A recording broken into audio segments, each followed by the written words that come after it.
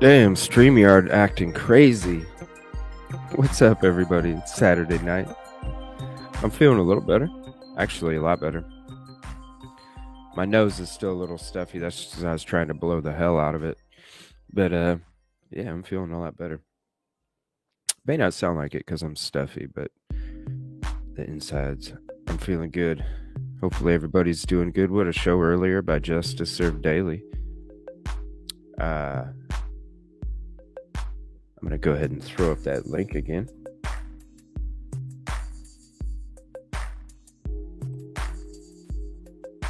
And I will share this. It's a great show this afternoon. And I'll put a link to Justice's channel here.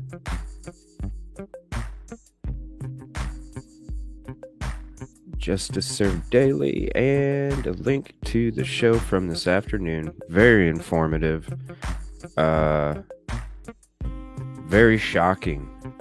Oh, this is a must-watch. Man, I can't even explain it. Yeah, definitely check it out sometime. What a program. Thank you again, Justice Served Daily. Thank you, Kelt. Thank you, Mama Bear. Thank you, Justice Squad. Paige. Appreciate you. Great program. All right, let me get to chat. Say what's up to everybody. And we're going to be covering this lady tonight, Dr. Catherine Ramsland.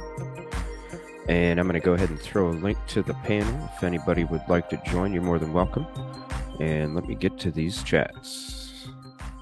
Thank you, Kelt. I love the clovers. Appreciate you. What's up, Kib Kitty? I am feeling better today. What's up, Phantom? Well, it sounds a little clogged right now just because I was trying to blow the shit out of it before I started the show. That's all. What's up, Willow? Little cocktail and sunglasses. Ocean waves. Good evening, good evening. What's up, Karen? Good evening. Started new meds today, so fingers crossed, Kib Kitty. Let us know how it goes.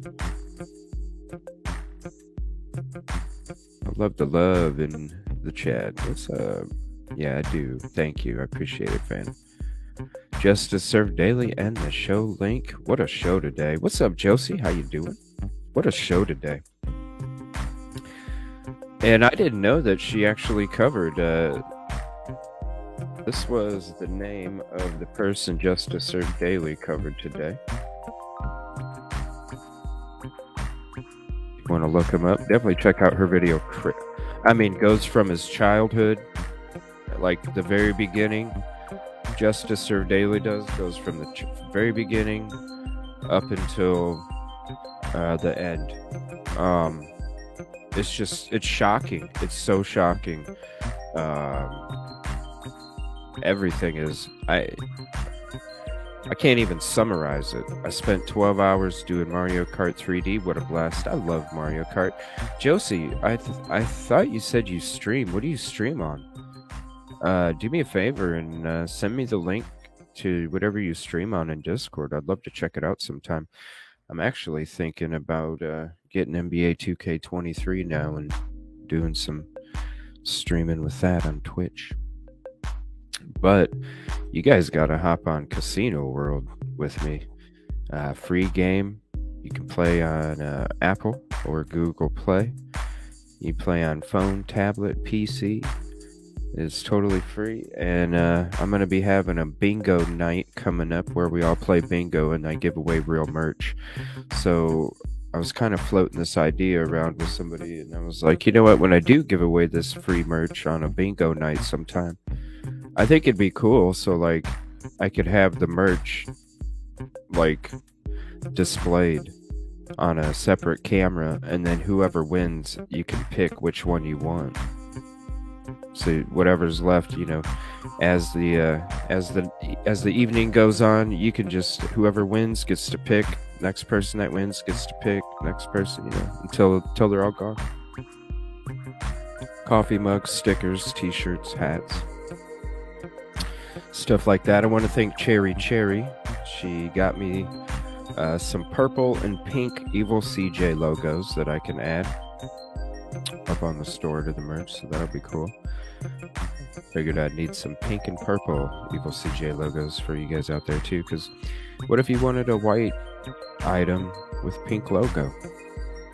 Mario Kart 3D was on my sister's stream. We set it up in her house. What a blast. I bet. I wish I had a Nintendo. I do miss Nintendo.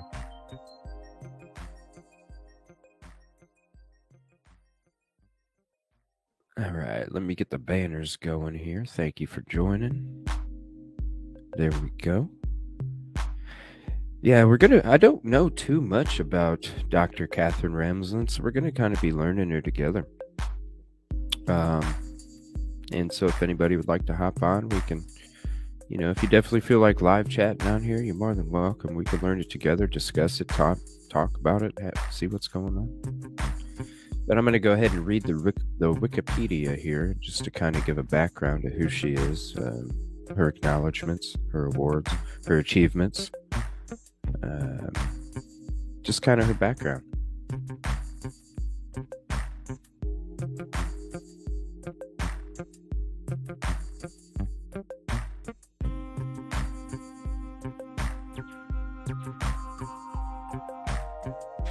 Alright, let me turn this music down, open panels up,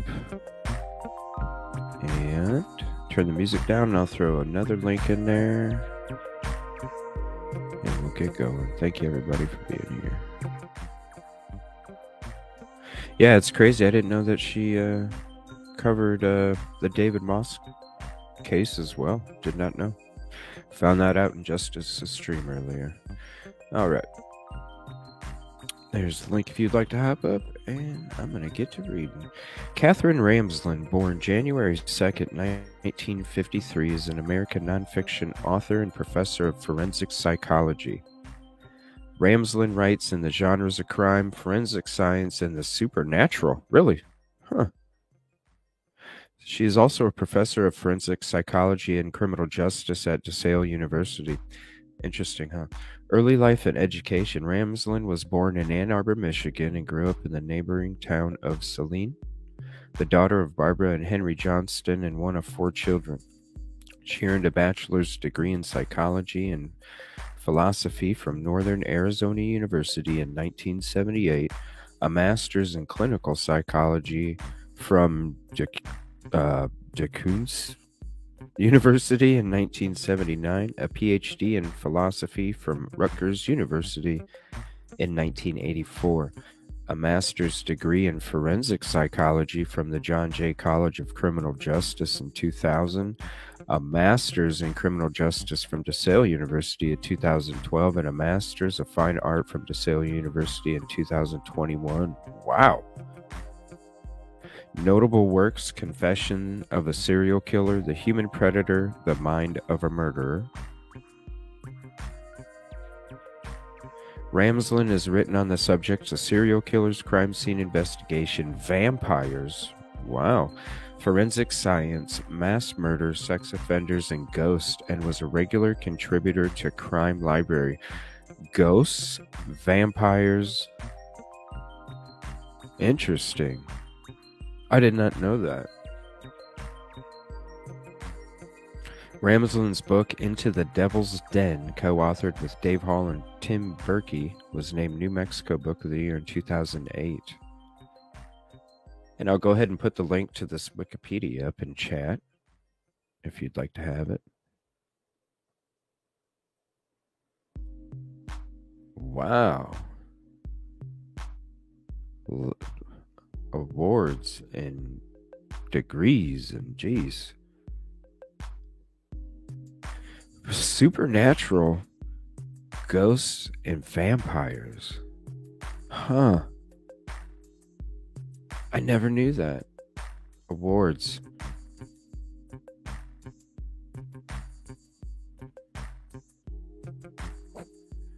Wow. So this was sent to me from Kelt. Catherine Ramsland. This is DeSale University's profile here. Catherine Ramsland. Dr. Catherine Ramsland teaches forensic psychology and is an assistant provost.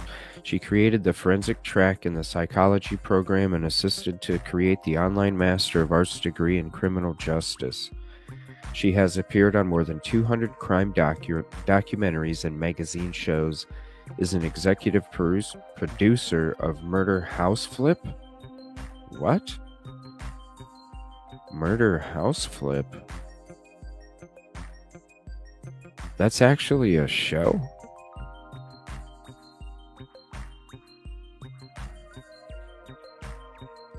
Okay.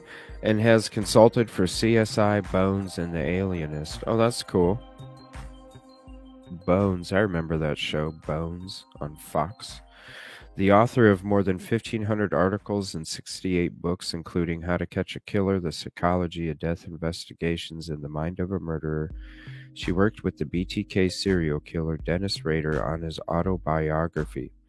Dr. Ramsland currently pens the Shadowboxing blog at Psychology Today and teaches seminars on extreme offenders to death investigators and homicide detectives. She came to DeSale specifically to teach forensic psychology, focusing on her field of expertise, extreme offenders. Having experienced the excitement of forensic psychology, she hopes to show students how to find and prepare for its many opportunities.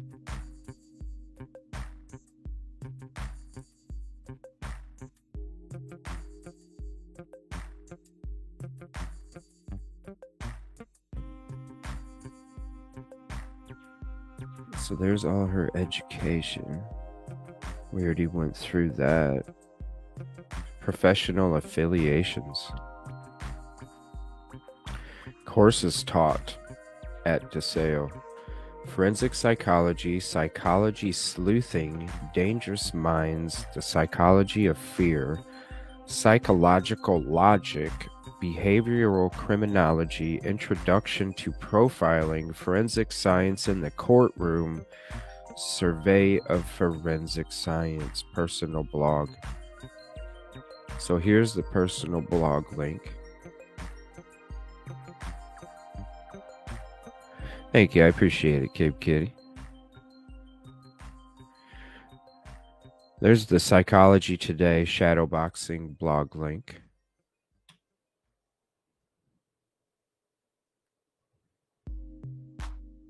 Wow.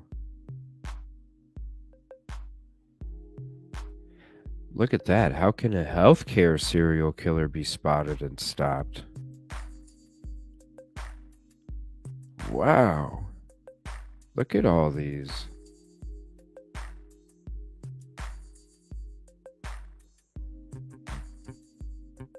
It's like every week or two, sometimes a couple times in 1 week. 3 takeaways from listening to killers. Motivation. Psychological interviews of serial killers reveal the complexities of motivation and suggest the best interview approach. Wow. These are like set up really nice. Here's a link to this one. 3 key takeaways from listening to killers. The Good Nurse was good. Huh. Wow, I did not know about any of this. I'm just starting to learn it myself here. Wow, look at this. The motivation to murder isn't simple.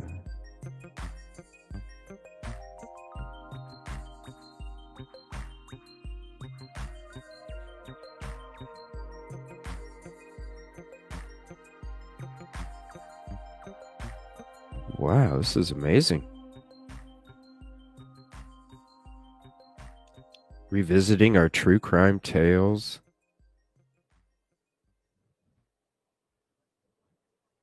So there's 2 pages, huh? 2000. So it's all from last year. How can we ID the wannabe? SK?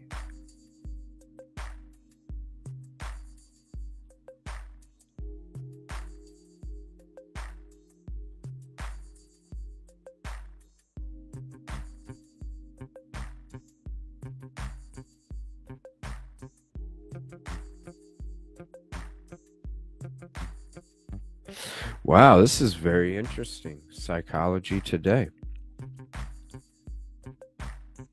Okay. This is her Twitter.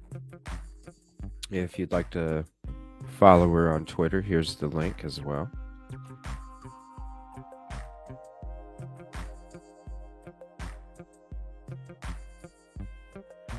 Has some documents, some articles, some videos on there.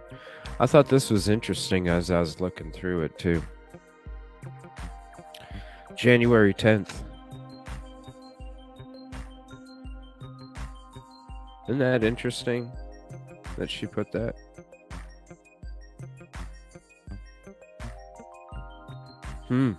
Makes you wonder. But yes, a lot of interesting articles, videos, tweets, podcasts. There's so much here. It's awesome. So you could definitely do a deep dive on this as well. Oh, she even posts links to her Psychology Today blog. Nice. Yeah, so if you have a Twitter, definitely give her a follow.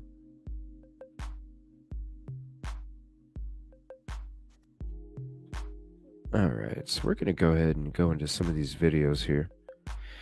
This one right here, she's talking to Law and Crime Network here. Let me go ahead and put the link to their channel in the chat. Yes, Brian. Yes, she was Karen. She was BK's professor at DeSale University. The one that he would constantly interrupt and talk over. His fellow students from DeSale talked about how he would constantly talk over her as if he knew more than she did. And this was in PA before he went to Washington.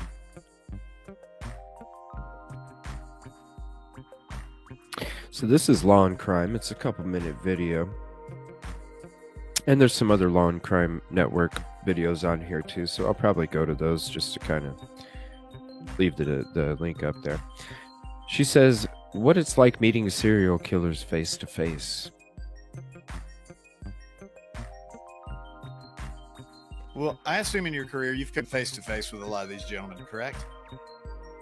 Yeah, I would not I'm like, you can't just go into prisons and come face to face with them. But yeah, I've talked to them on the phone, through correspondence, sometimes in prison.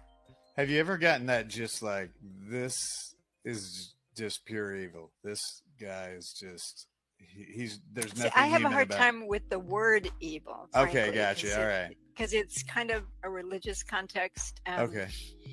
Do I think, have I come face to face with psychopaths? Absolutely. The coldness, the lack of remorse, definitely. So some people call that evil, but we are finding that it might very well be a brain disorder. Huh. Neuroscience is giving us a lot of information about the brains of psychopaths, and they do process things differently. They're very shallow emotional connections. Is it something they're born with? If so, that's a different story. I wonder if you can test that on 23andMe. Let's find that out. Yeah, Scandinavian psychopath. So. There's a guy in New Mexico who's scanned the brains of thousands of inmates and also compared them to normal people, and finds, around the world they're doing this work now. The brains of what we call primary psychopaths, who seem to be born with this brain disconnect, are definitely different, and it allows them to be better predators if that's what they choose to be. Psychopaths are criminals. Not all psychopaths are murderers, but if they choose that, it allows them to be very effective at it because they really don't have any remorse over what they're doing, and they really can be calculated. They tend to be very reward driven. So the brain is different. Well, and just kind of talk about one of the ones, as you said, that kind of defies, the typical serial killer. Just as you're describing right there was the BTK killer, and you did Yes. you said you had conversations with him and so forth. Is that correct? Yeah, I've known him for 11 years now. We spent 5 years working on his what I call a guided autobiography. That is, he wanted to tell his story. I wanted it to be useful for criminology, psychology, and law enforcement. So I guided him toward thinking about things that we would find useful. So yeah, 5 years though was quite I wouldn't have guessed it would take that long, but it did. Wow, did 5 he years. go into detail going through? I mean, obviously, I'm sure his upbringing, but did he cover how many murders was he convicted for? 10, 12, something like 10. that. 10. 10. Did he go through even talking about those, each of those murders or why he did Everything in detail. Yeah, and the one that he had anticipated In committing detail. just as he got arrested, he already had one in mind. It was going to be the worst of all of them. But yeah, in detail. Wow. Was going to be the worst of all of them. That's interesting. All right, I'm going to switch to another Law and Crime Network video. This is about the Idaho student BK. You guys brought it up in chat just a second ago. So this is on that topic. He took classes taught by Catherine Ramsland. Should we call you doctor? Should we call you Catherine? What do you like to go by? Catherine's fine. You can call me Catherine. Dr. Catherine Ramsland, an expert in serial killers who teaches at DeSales University in Pennsylvania. We're learning one of her students was Bryan Kohberger, the man now charged with murdering 4 University of Idaho students. I'm Anjanette Levy, and welcome to this special edition of Law and Crime Sidebar Podcast. 28-year-old Bryan Kohberger is being held without bail at the Monroe County Jail in Pennsylvania on those murder charges. He was arrested at his parents' home on Friday morning just before 2 a.m. Moscow police say they seized I just want to remind everybody, because of the audio on here, this is over a month old, so a lot of stuff that might be said obviously took place a long time ago. a 2015 white Elantra, but have offered few other details. Kohberger faces 4 counts of first-degree murder and 1 count of felony burglary and will have to be extradited to Idaho to face charges for the murders of Kaylee Gonsalves, Maddie Mogan, Ethan Chapin, and Xana Kernodle. Police executed a search warrant at Kohberger's apartment in Pullman, Washington, Friday. Kohberger was a PhD student at Washington State University, studying criminal justice and criminology. Washington State University is about 10 miles from Moscow, Idaho, where those murders were committed on November 13th. A spokesperson for the university said Kohberger had just completed his first semester in the program. Before WSU, Kohberger was a master's student at DeSales University in Pennsylvania, and one of his professors was Dr. Catherine Ramsland. She teaches classes in serial killers. She's a forensic psychologist, and she has actually appeared on some of Law and Crime's podcasts, including Sidebar and Cocktails and Cocktails. This is what she told Sean Stix Larkin about her work earlier this year. I actually consult on death investigations. I do police trainings. I talk about profiling and psychological autopsy, which is really about suicidology. So I have a whole class just in that. And I have a class in dangerous minds that I teach at the undergraduate and graduate level. And that is really about extreme offenders, which is mass murderers, spree killers, and serial killers. So that's primarily what I do most of my work on. And most of what the students want from me, that class fills up very quickly. I actually spoke with a student who was in that serial killer class with Bryan Kohberger, and he told me that Kohberger often interrupted Dr. Ramsland, talking over her as if he knew more about the subject matter than she did. Now, in that interview with Sean Sticklark, Ramsland talked a little bit more about how she became interested in studying serial killers. It chose me more than I chose it, but I love it. I think it's really interesting, and I'm constantly finding new ideas, new motivations. You know, we have formulas related to serial killers, but for example, I spent 5 years talking with Dennis Rader, the BTK serial killer, because he defies many of the formulas. So I thought that was interesting. I wanted to know more about that. And I think I'm always looking for the outliers rather than the ones that fit the mold. I want to see the ones that don't fit the mold and how did they get to be the way they are. And in psychology, as opposed to criminology, we're looking more at the cases, the individual details of someone's life story and the trajectory, basically. Whereas in criminology, you're looking more at groups and trends and statistics and things like that. I'm much more interested in just the case details. So that's why I like talking to people who are willing to explore how they got to be the way they are. And, you know, I can spend many hours doing that. So I didn't choose it, but I'm really happy I'm in this field. Ramsland also spoke with Coptails and Cocktails about talking with serial killers face to face and through letters. I assume in your career you've come face to face with a lot of these gentlemen, correct? Yeah, I would not. I'm like, you can't just go into prisons and come face to face with them. But yeah, I've talked to them on the phone, through correspondence, sometimes in prison. Have you ever gotten that just like, this is just pure evil? This guy is just, there's nothing. I have a human hard about time with the word evil. Okay, gotcha. All right. Because it's kind of a religious context. Okay. Do I think, have I come face to face with psychopaths? Absolutely. The coldness, the lack of remorse, definitely. So some people call that evil, but we are finding that it might very well be a brain disorder. Huh. Neuroscience is giving us a lot of information about the brains of psychopaths, and they do process things differently. They have very shallow emotional connections. Is it something they're born with? If so, that's a different story. As you can imagine, we want to talk to Dr. Ramsland about her experience teaching Bryan Kohberger. We reached out to her and she said that she is not making any statements at this time. That's it for this edition of Law and Crime Sidebar Podcast. Of course she wouldn't make any statements. She can't. And now there's a gag order. So this is another Law and Crime Network video. I'm going to stick to them for a few here. Oh, no worries, Kel. Yeah, we just read the Wikipedia, went through some of her shadowboxing blogs on Psychology Today, checked out her Twitter real quick.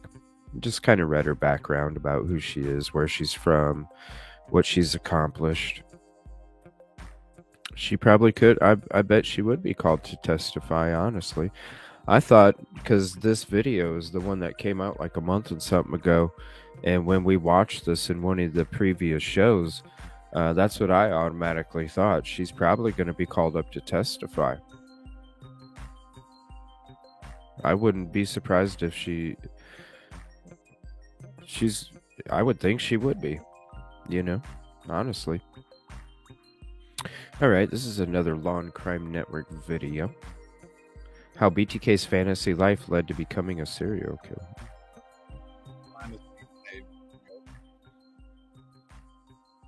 Well, in part, and this actually goes back to that theory of the golden age of serial killers. Sexually I'm feeling a lot better, Kel. Serial Thank you. killers that we spend a lot of media energy on. A lot of them have talked about those true detective magazines in the 1950s and 60s of scantily clad, bound, terrified women that they fixated on. And I just want to say, Kel, great job today being up on Open Panel with Justice Served Daily, with you and her and Mama Bear today. I put the links to the video up there in chat at the beginning of the show. Great job today up there on panel. You did an awesome job. You sounded like a natural. One of those. When he was 14, he found a magazine under the the driver's seat of his dad's car, and as he's developing into a sexual person, he's devouring these magazines. He already had been binding himself, and it was feeling good to him. So bondage, that image of a terrified woman, his desire to dominate women because women had from a magazine when he was a kid, and his desire to be famous. And he saw on these magazines stories about H.H. Holmes and Harvey Glatman and people like that. And then he saw all the media attention to Ted Bundy and some of the 70s serial killers, and he wanted that too. So his fantasy life is what propelled him. He was thinking all about these things and imagining himself as one of those elite serial killers. Wow. And so when he saw a woman and her daughter walking, and he followed them home, and he looked at the house, and he already had envisioned himself in this kind of spy James Bond way. So he decided just to go do it. Let's try it. And right before then, he had already been breaking into houses, and he had tried to abduct somebody in a parking lot. That had failed. But this time he went into the house, and he took total command of the family. He killed 4 people in his first time out. Jeez. So this just came from Quixotic thinking, right? He just time romanticized out. it. It was just like, yeah, this is what I want to do. Yeah. There's such a He already as a child had been binding himself with ropes and hanging cats and imagining binding himself. For him, bondage was highly arousing. He had imagined trapping girls, tying them to railroad tracks. All of that was part of his fantasy life. And as he came into being a man, and at this point, he was also married. Then during his spate of murders, he had 2 children. He was the president of his church congregation.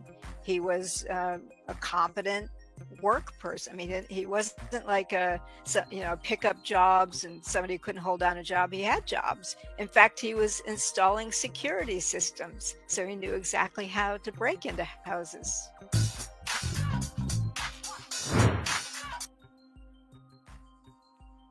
Huh. Wow, that's crazy. From a magazine in his dad's truck.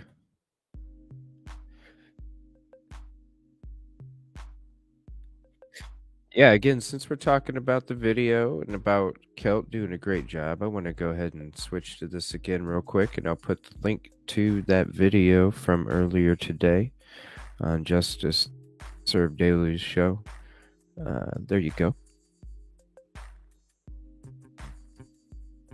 And great intro music, too. It was very interesting. It was very interesting what we learned today in that show. Crazy. Crazy stuff. Okay. Now, this is a channel I've never checked out before, but as I was doing some, just snagging up a few links to kind of go over and learn who this... It'd really be interesting to know what got her into her studies, what made her want to learn to get degrees in that field, what inspired her, I didn't read that in the Wikipedia or anything like that, so it'd be interesting to know, like, what propelled her to want to learn what she chose to learn and the path she chose to go. Okay, but this is a channel on YouTube, Sisters in Crime. I have not checked them out before, so this will be the first time. Thank you, Kib Kitty. I appreciate that. This will be the first time. But it's I'm gonna go ahead and subscribe. Never write alone when you have sisters. Pretty cool logo, cool channel name. And this is Sync Up with Dr. Catherine Ramsland from 2 years ago.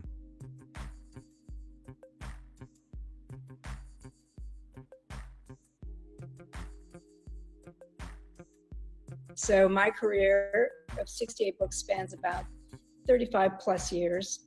And one of the things I want to talk about is the nature of focus. I have experienced writing before the internet came along. And I used to write, I could focus for 10 to 12 hours a day, especially on deadline. No problem. Since the internet and especially social media, I'm much more easily distracted, and I find that the blocks of Thank you, Willow. I appreciate that that. I can actually spend on writing have shrunk from 5 hours to maybe 1.5 to 2 hours before I have to get up and go do something. And I know that has a lot to do with the technology that we're using, because I have a before and after experience. And so I know people will say, well, just, cut off your social media. That's not the answer, because we need social media as writers. But you really can be disciplined about finding ways to compartmentalize when you'll be doing social media and marketing and when you'll be writing. No, Kelt, it's a green screen background. It's a green screen background. Like, I could, instead of what I have, I could have like me chilling in outer space or something. But see how she's all like glitchy looking and shit? That's what it would do. It just, and I don't know, it just looks weird. So I just never do it. But there's an option on StreamYard to do that. This lady's nutty. Oh my gosh, I need to blow my nose again. Sorry, let me hit play. And it is a discipline. For me, it used to be very easy just to sit and write, and that was not a problem. Now it's harder. Despite loving what I do, it's much harder to find those very long blocks of time that you need to make your writing quality. So I urge every writer to figure out a way to schedule your time, to schedule in your writing as a habit, because the more you make that habit an everyday habit, the more you'll build that muscle of focus. When you let it go, it's really going to get sucked up by almost everything else. So you have to pay attention to it. You have to be disciplined about it. And pretty soon, actually about 3 weeks in, it'll become very natural to you. So having noticed the difference, I can tell you as a well-published writer, you have to make this a priority. Thank you. Okay. Yeah, Kelt, let me go to the hold on. We're gonna go to back to the Wikipedia here, okay? Because you missed it. You were late. She writes in the genres of crime, forensic science, and the supernatural.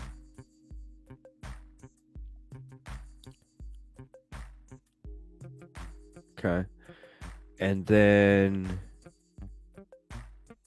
right here, Ramsland has written, so she's writing books on vampires and ghosts. So, I mean, hey, some people do, some people don't. You know what I'm saying? So everybody's entitled to their opinion. Let me see here. That was Sisters in Crime. I think they do little videos like that. That's interesting. I'm gonna have to, go through their channel sometime and see what else they got. Very interesting stuff. Now, the next thing I'm going to check out is an old clip from 4 years ago, because Dr. Catherine Ramsland did write the autobiography of BTK. I just thought it was interesting. I thought we would go ahead and check out this video and see what the daughter feels about the tell-all book. This is from 4 years ago from KCTV5 News. Dennis Rader was a vicious killer who led a double life. To most, Rader appeared to be a pillar of his community. He was a Boy Scout leader and an active member of his church. He also murdered 10 people, including 2 children. Now his daughter is revealing new information about being the child of a serial killer. I'm Carrie Rawson, the daughter of Dennis Rader, otherwise known as the BTK serial killer. In a carefully crafted trailer, Carrie Rawson offers a glimpse inside her new book. Set release is the end of January. I'm the author of A Serial Killer's Daughter, my story of faith, love, and overcoming. Talking about it has helped heal me in a way nothing else could. Rawson was in her 20s and newly married when her world came crashing down. Your Honor, at this time, Mr. Rader will waive his right to a jury trial and enter a plea of guilty to all 10 counts. Her father, Dennis Rader, turned out to be a serial killer. It's just a mathematical problem. It's guilty. After his arrest, I fell into a deep hole of shock and grief and chaos and confusion. It took me a very long time to reconcile the man that I knew and loved and had grown up next to with the man that was hearing these horrible things. Was this also found in Dennis Rader's home?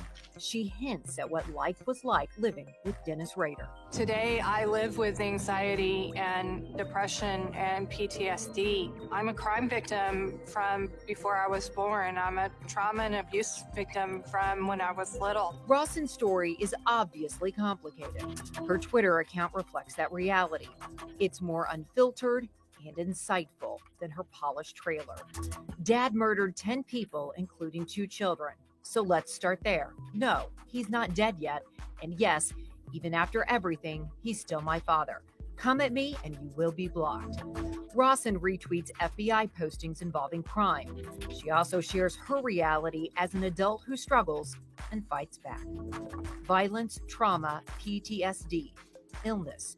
They do not get to win the war. This is my lane. We first connected with Rawson 8 months ago. I know, I can't even Golden State Killer imagine, was you finally know. caught. It was a fascinating case because detectives used genetic genealogy to catch an aging killer. A little known reality is Wichita police used the same method to catch Rawson's dad. Rader had sent a floppy disk to police that traced to his church. Police needed more for a search warrant and arrest. They had BTK's DNA left at the crime scene, but they needed to prove that also connected to Dennis Rader. So they seized Carrie's old college pap smear through a court order. Tests revealed Carrie's pap smear had a familial match to BTK. Rader was hauled in for questioning. It's just one topic she promises to address in her book. This is my reality. I'd do anything to not be the daughter of a serial killer, but I am. I've had to learn how to continue on with my life and go forward. I've survived unimaginable things. Tell you, never give up. Dennis Rader is serving 10 consecutive life sentences for killing 10 people. The Department of Corrections has him locked down in solitary confinement. He's not allowed to do television or phone interviews, but he can write letters. Here is what he wrote to KCTV5 about his daughter's new tell-all book.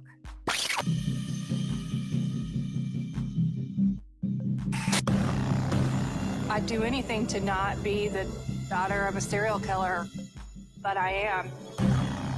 I'm not sure how the book is written or how far she throws me under the bus. I broke her heart and the other family members, co-workers, friends, relatives, and others. She certainly has that right. Rader's letter to us is 4 pages long, numbered and lettered in the top corners. He marks each paragraph with a symbol. There is a color drawing at the top, which almost looks like a crest, CL. On page 4, you understand why. Caveland. It's how he describes his living situation. He's in solitary confinement at El Dorado Prison. He can leave his cell for just 1 hour 5 days a week to shower or exercise.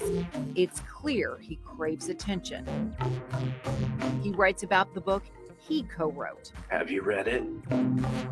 Rader is critical of reporters, calling us media flash. Here today, gone tomorrow. But he's open to any interview and encourages a visit. His writing is difficult to read. Rader explains he's had either a mini stroke or bad bug. Very hard for me to get around. I guess the winter months of our life hits us all. Rader writes about his ex-wife, Paula, and her finances. When I was arrested, main breadwinner, it put Paula into a financial crisis.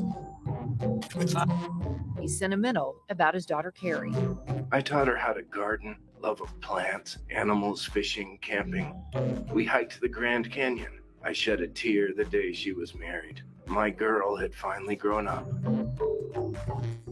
While Carrie writes about being the daughter of a serial killer and calls her book therapy, Dennis Rader views her book as more of a self-help book for others, framing it as her efforts to help other families try to recognize a family member's problem. Crime.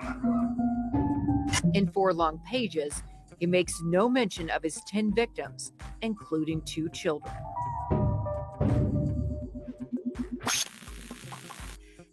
Carrie Rawson's new book is available later this month. She's been critical in the past about books that have anything to do with her father's case and the profit.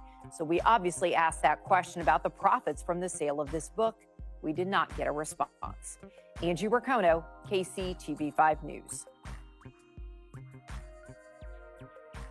Again, there's a link to the video if you'd like it for yourself. Very informative, local. I love the local links. I've hiked in Grand Canyon. Now I have something. There's a link if anybody would like to hop up. I'm going to switch to another channel I haven't checked out before. It's called Crime, Conspiracies, and Coffee. And this is another video on the professor of Ramsland and the Dennis Rader connection to Bryan Kohberger. Now, Dennis Rader came out and said that he did not have any connection to Bryan Kohberger, but maybe there was some sort of connection even though Dennis Rader didn't know about it. Maybe BK was obsessed with that case as well. So I want to check out this channel, Crime, Conspiracies, and Coffee. New channel, never checked it out before. And we'll see what they go into. Learning a lot tonight about this lady. Ooh, look at that, breaking news. Look at that, that's cool. I like it. 1 like. Come on, people. I'm subscribing. 1 like?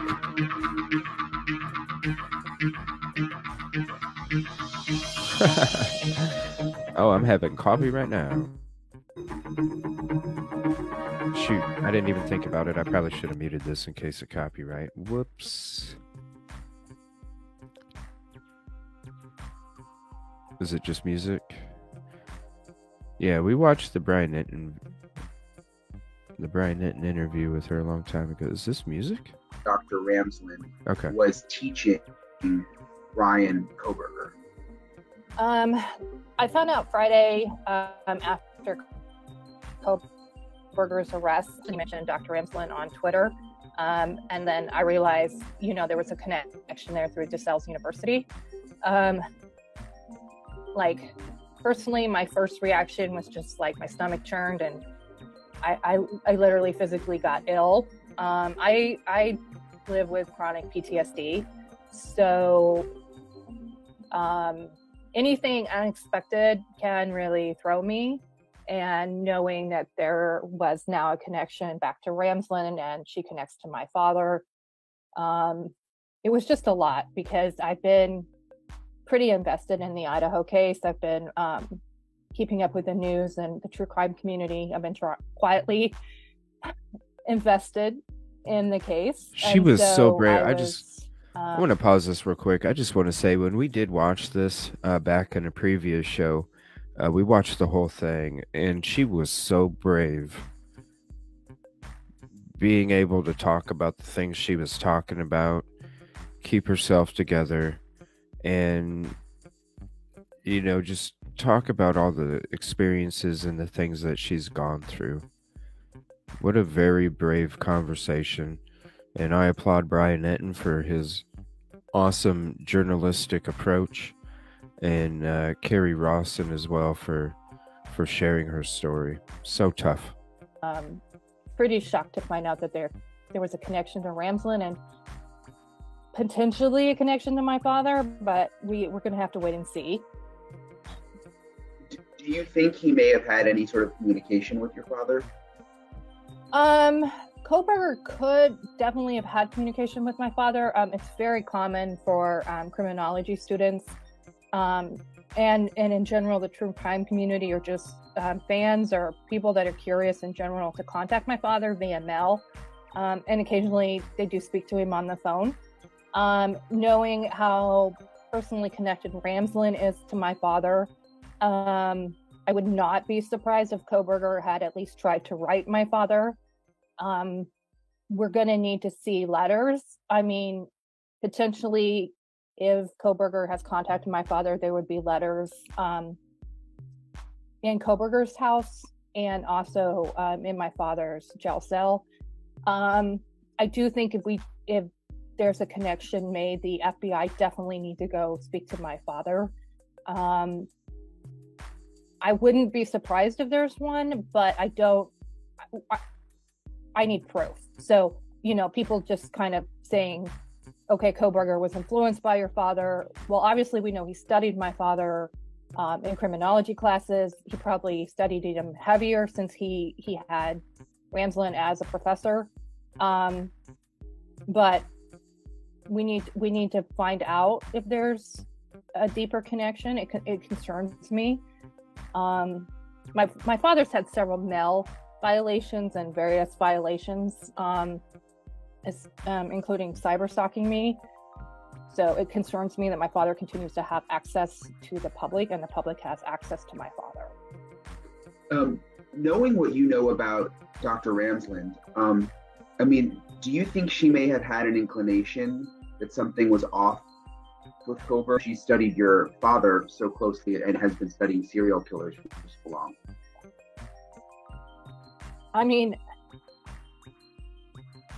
At this point, we need to believe that Ramsland, in good faith, didn't have any clue that Kohberger was capable of this form of deviance. I have questions about how did he get into the master's and PhD programs. I have questions about was he background checked? Did his supposed drug use or previous drug use, was that taken in consideration? On the other hand, after being raised by a psychopath, I do know that they can hide very easily, that they can put on several masks and basically change how they're interacting with you, mimic you. Basically, a lot of times they're saying to you what they think you want to hear. So they're I would assume Kohberger held himself in a certain way in a professional educational setting.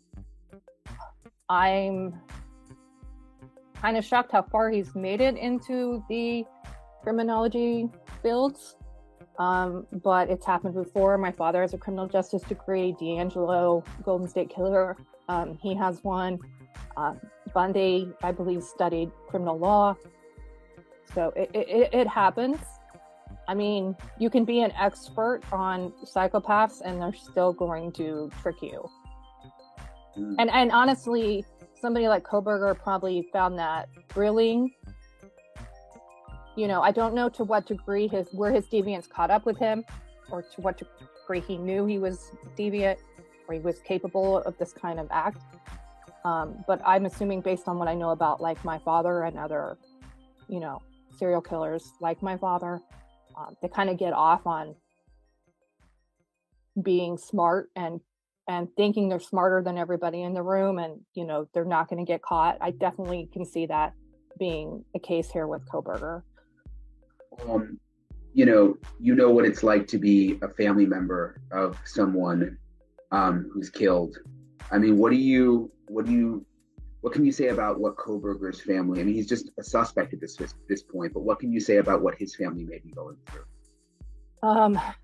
Kohberger's family is going through utter hell, I assure you. I mean, at this moment, we have no reason to suspect that they knew. You know, we're going to have to wait on law enforcement, but innocent until proven guilty. So as of now, we have no reason to suspect they had any involvement, they had any knowledge. I know people are out there saying, well, what about the car and that the father supposedly drove home Kohberger from college? I get it. But I was home for Christmas in December of 2004. Stayed in my father's house probably for like a week and a half. That was the last time I saw him. He was already had him involved for several months with BTK Communications with the Wichita Police. I vaguely knew about that, but I was not, invested in it. I wasn't really looking at it. And my father would have been the last person I would have suspected. So I got the FBI knock at like around noon in Michigan. I lived outside of Detroit at the time, but it was like a detective team with what I understand, like support from a SWAT team that went in and notified my mom because they didn't know if my father had rigged the house. They didn't know what they were looking into. They didn't know if my mom was involved. And Kel, that's a very great point, and I think that's why a lot of it takes place these days. It's either being dismissed as, no, they wouldn't do that, or afraid to say anything. So they needed to be safe. So I can understand the approach they took and why they did it at night. I also know, like, in my father's case, they highly suspected my father, but they wanted to confirm it with DNA. So they watched him, would set up like a car with detectives and kept an eye on him for days, surveillance, or 4 or 5 days before they arrested him, waiting on DNA to come back. And they used my DNA. I was one of the first familiar. Oh, you're making complete sense. And you made a lot of great points in the show earlier that you and Mama Bear and Justice Serve Daily did. Like I said, you sounded like a natural today, and you did a really great job for your first time. DNA cases to catch one of these people. I might have been the first, I'm not sure. So it's a lot. And it's a lot for his family. It's going to be a lot. My father pled guilty, so we didn't have to go to court. But if Kohberger pleads innocent, then they're going to have to probably be witnesses in court. Yep, which he did. Testify. He pled innocent. You're talking, of course. Years of therapy they're going to need, and like the quicker they can get into trauma therapy, the better. I made that mistake of not getting trauma therapy for 2 years. I thought I was going insane from the PTSD. So it's a lot, and they have every right now not to speak to the media, or the right to speak if they want. But I would recommend not speaking until at least the case is over, the trial's over. Kohberger has indicated through his public defender that he is innocent essentially at this point. That's what he's saying. I mean, as a family member of someone in this situation, I mean, initially, did you believe that your dad was innocent, or did you immediately, look at the evidence and say, okay, I think he's guilty?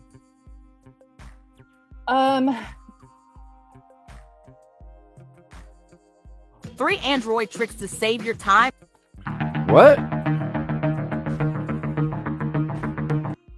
What the hell was that? I was gonna say, I pay for no commercials on this show. $12 a month. See, it says premium right there. So nobody has commercials. Who wants commercials?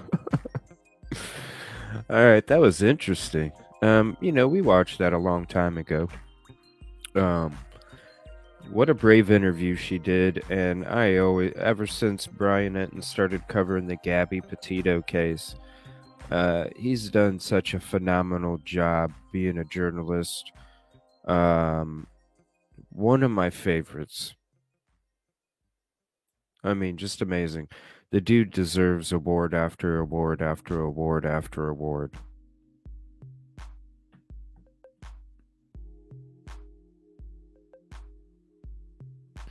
Mama Bear, everybody was great today. So informative.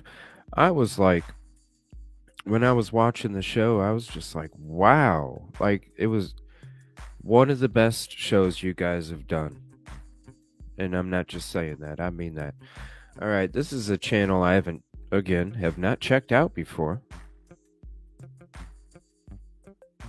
It's True Crime Maria. And Brian Koberger, Dr. K. Ramsland's Dangerous Minds course, BTK Bundy and other extreme offenders. Now, this is about one of her courses.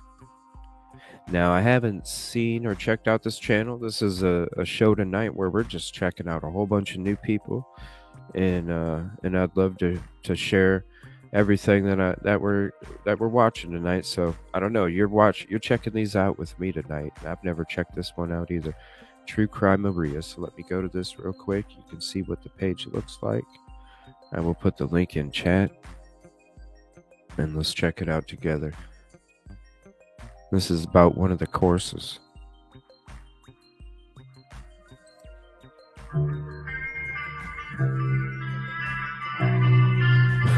Phantom.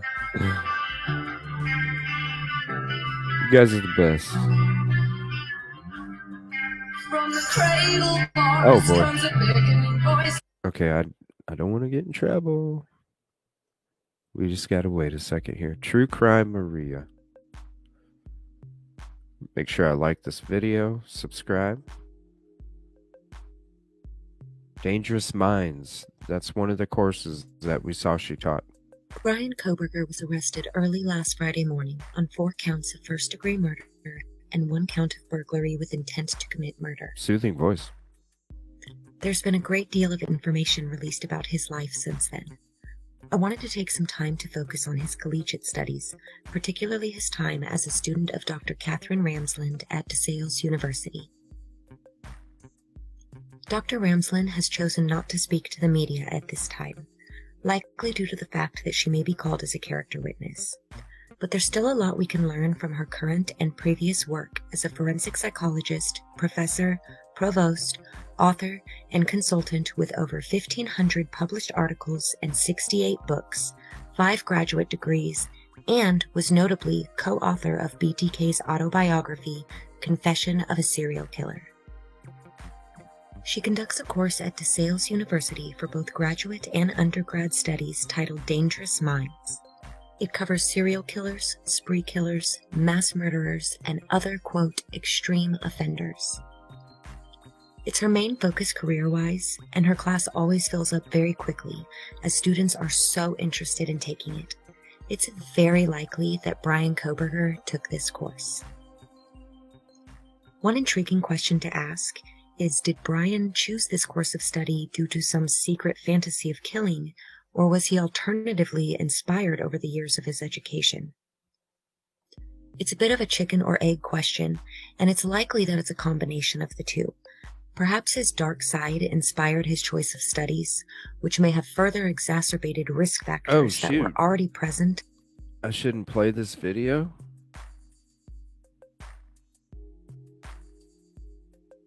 And yeah, click the link if you'd like to hop up. I shouldn't play this video? Uh-oh.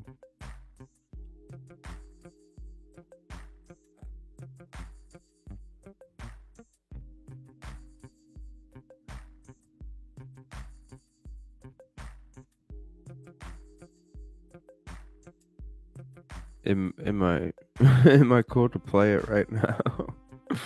I don't mean no harm.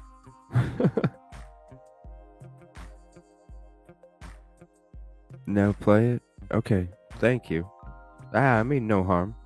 It's all love here. It's all love. For him to want to commit mass murder. In an interview with Cocktails and Cocktails on Law and Crime Network, Dr. Ramsland talks a bit about how she got into the work she does today. She explains that she did not aspire to be an expert on serial killers, but as her education and career progressed, she started writing for the Crime Library, which eventually led to features on documentaries and news specials. Ramsland feels that this path chose her more than she chose it.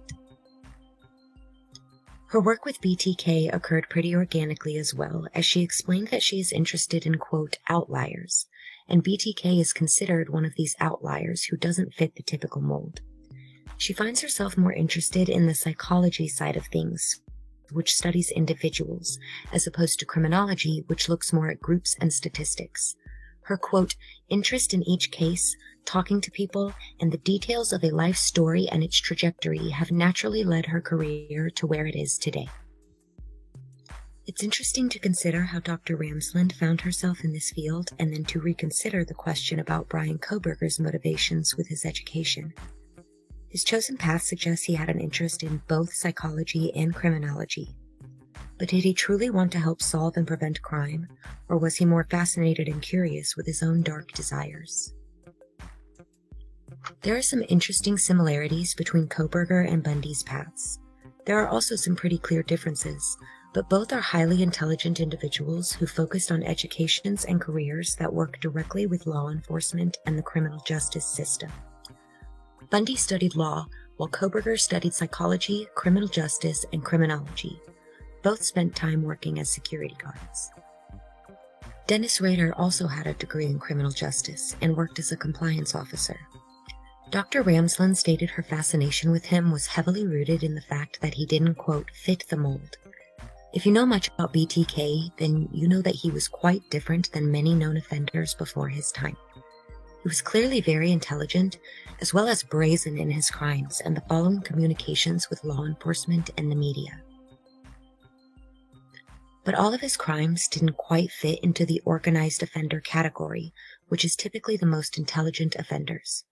We can see similarly unorganized aspects of the crime in Moscow, Idaho, the most obvious of which is the fact that the murders were committed inside the victims' homes and the bodies were left there along with offender DNA. This is not typical of killers in the organized category. We can alternatively see with Ted Bundy's earlier murders that he fit well into the organized offender category. He had separate crime scene locations away from victim residences, which greatly helps an offender avoid apprehension. Most organized offenders will have 3 separate crime scenes: a point of abduction, a murder scene, and then another separate location where they leave the victims' bodies. Bundy also did not communicate with and taunt law enforcement the way that BTK did. At this point, we don't know if Kohberger had any communications with the police or if he planned to, but it doesn't seem so. He is pleading not guilty and doesn't seem to be proud of his alleged crimes like BTK was upon his arrest and initial court hearing. If you're not familiar with some of the details about these killers' crimes, it could be an interesting avenue to potentially learn more about Bryan Kohberger. I'm also hoping to do more videos on these offenders with more comparing and contrasting to Bryan. Very soothing voice. I had a quick but interesting conversation with someone in Kristen Behind the Crime Doors chat last night. We were discussing Kohberger and whether or not he will quickly confess to these crimes. I personally feel like Dennis Rader was so much more willing to callously confess upon his apprehension for several reasons. He'd had a long road of avoiding capture for his crimes, and on top of it, taunting police and the community in an almost terroristic fashion. But he realized he really screwed up with that floppy disk, and the police had damning forensic evidence against him. You know, come on. He was also much older than Like, Bryan seriously. upon his arrest. What He'd the had a hell? lifetime of killing and getting away with it. Dennis was probably pretty tired, but also probably pretty ready and willing to take what he perceived as the glory for all he'd done. He spent much time analyzing his own psyche, and he was certainly eager to mansplain it to Good anyone evening, willing Ava. to listen. How are you Sound tonight? familiar? Much like a younger BTK, Bryan Kohberger likely envisioned getting away with this crime Yeah. and potentially many more. Many more, yeah. There are several accounts from those who knew him Oh, and thank you, described Mama an Bear. intellectual superiority that he tried to assume over others. She's got a soothing Bryan voice, for Kohberger sure. is a genius, and he knows it. but he still did not commit the perfect organized offense, and it's my opinion that it might have had to do with a heavy emotional motivation Miss as Hackshaw. opposed to BTK's colder and more callous motivations. I'm hoping to do a more in-depth video about how these killers' motivations may have led to their eventual arrests. Is there a video? For now, I just wanted to discuss some basics to segue into deeper discussions comparing and contrasting these dangerous minds and extreme offenders. You can also check out a video that I made 3 weeks ago on December 13th that shows more comparisons between BTK and Bryan Kohberger before Bryan was even arrested. I was getting serious Bundy and BTK vibes from this crime scene from the start. Me too. And I'm still kind of shocked at how accurate my video was in regards to Bryan Kohberger. So that's the video, huh? The Idaho 4 student murders. Targeted serial killer.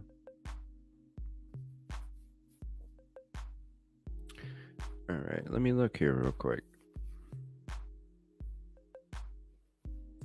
Oh, wow. Delphi stuff, too?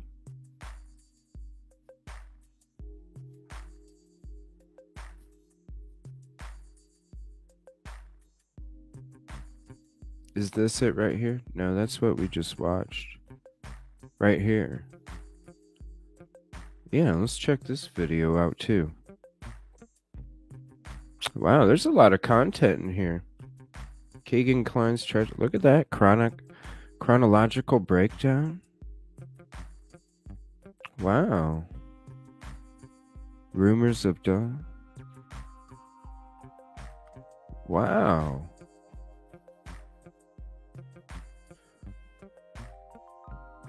That's what I love about these shows. I just come across people I haven't checked out before. True crime. Oh, hey, what's up?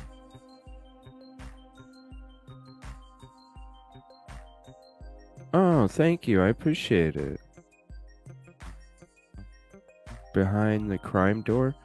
Let me write that down. I'll have to.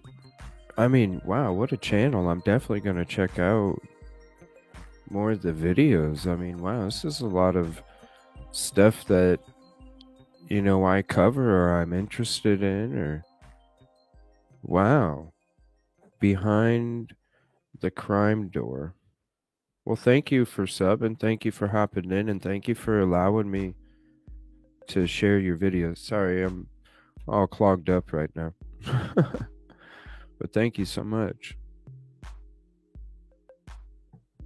Yeah, thank you.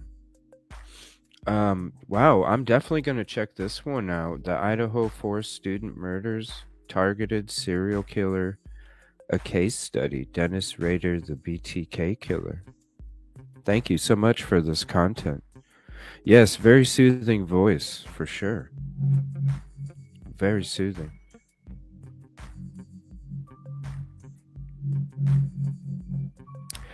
Boom.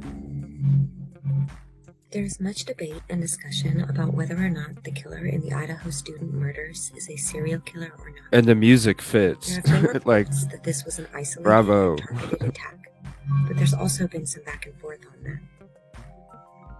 Thank you, I I'd appreciate like to it. present a case I am. I'm study feeling a lot consideration better given the today, very that's for limited sure. Information that we know. Keep in mind that a case study does not necessarily represent the majority or even the average. A case study can be wholly unique. This But music it can is also be a awesome. useful tool for considering various options. First things first, while there were 4 murders during this event, this doesn't yet classify as serial murder as far as we know. Technically, this event was a mass murder. But there have been serial killers who have engaged in mass murder, like Ted Bundy. But that's not who we're going to focus on with our case study today. There are a few arguments this against music. potential serial killer involvement that I'd like to examine. Yes, thank The you. first being that the killer likely had to have known the layout of this home, with suggestions that it had to have been someone known to the victim. And that brings us to the subject of this case study. Right.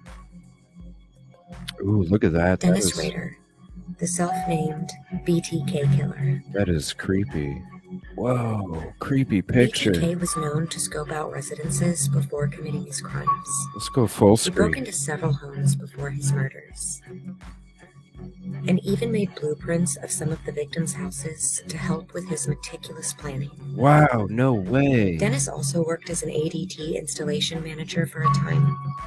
Wow, so this was one of his drawings that he made when he was plotting out these assaults and crimes.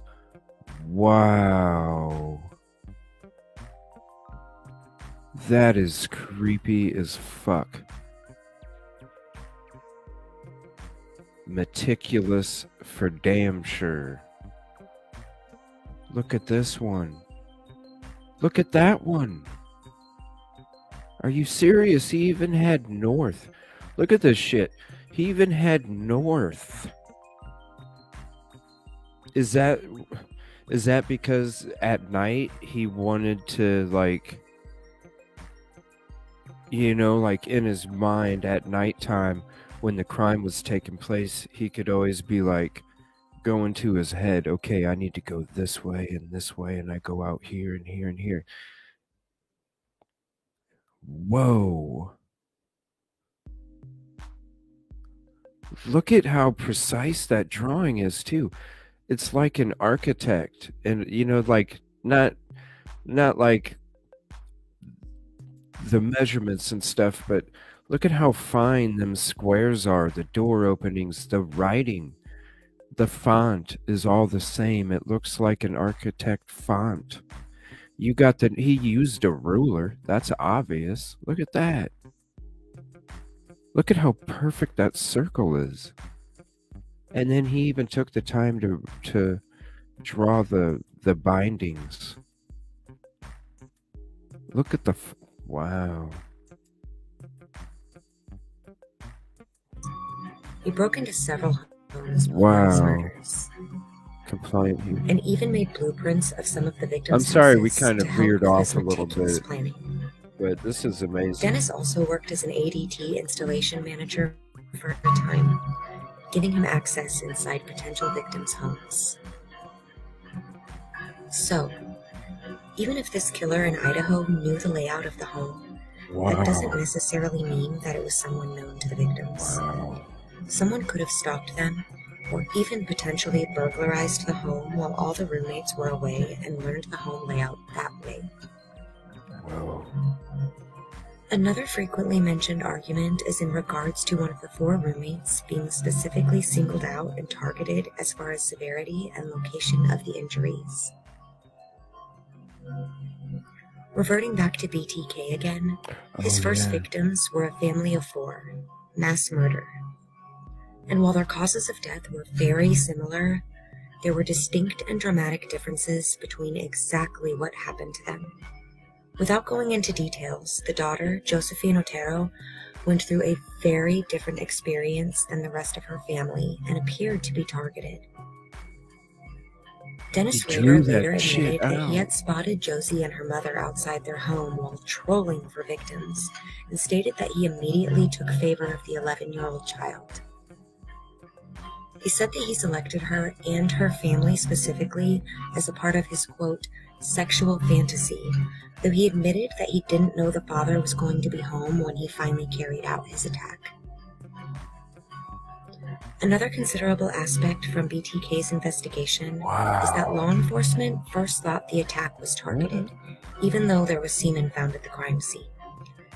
It wasn't until they failed to find any personal link that they began to think otherwise.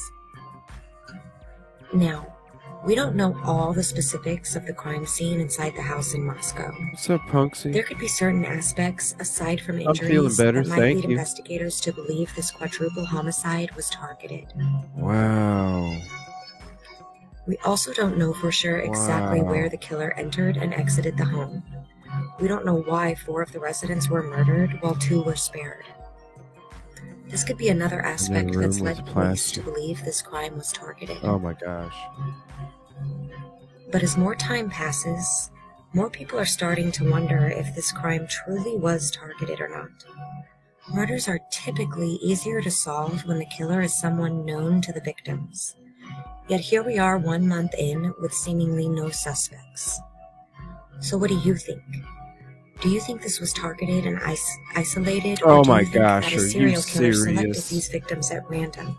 Perhaps Oh based my on just a God. type of person or people. Please leave a Because he targeted that girl, so he is that. You gotta be shitting me. Please leave a comment with your answer, because I'm really interested to hear people's thoughts on this. And please contact law enforcement if you have any information that could help investigators find the individual or individuals responsible for the heinous murders of Sienna, Heinous is Ethan, right. Madison, and Kaylee. That's damn straight. Heinous is right.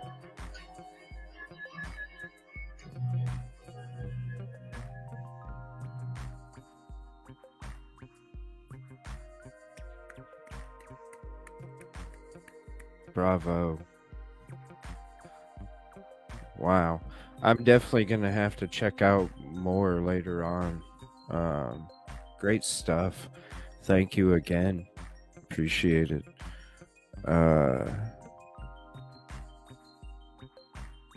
No, I'm sorry. I was sucked into that video so much. I was trying to pay attention to chat, but man, I was sucked into that video. Again, awesome. True Crime Maria, just at True Crime Maria 6135, and it'll pop up. Amazing work. I don't know. Does anybody know if Oxygen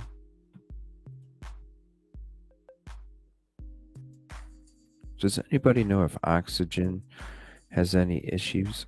It's an episode from Detectives Den. Now, anytime that we do talk about BK and the Idaho 4 stuff, there's always questions about, especially the last few episodes that we've talked about it. There's always been questions in chat about why, or even in panel, like Kevin brought it up when he was on the other night. What a great show that was. He was like, why do people fall for serial killers, you know?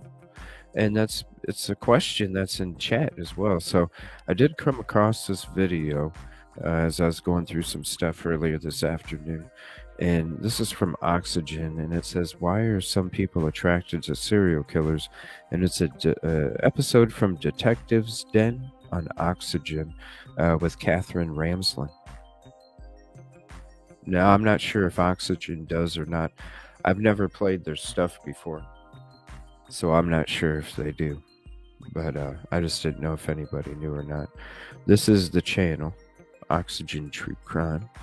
Here's the link to the channel. And then we're going to go ahead and check out this video and see what Catherine Ramsland says about why some people are attracted to serial killers.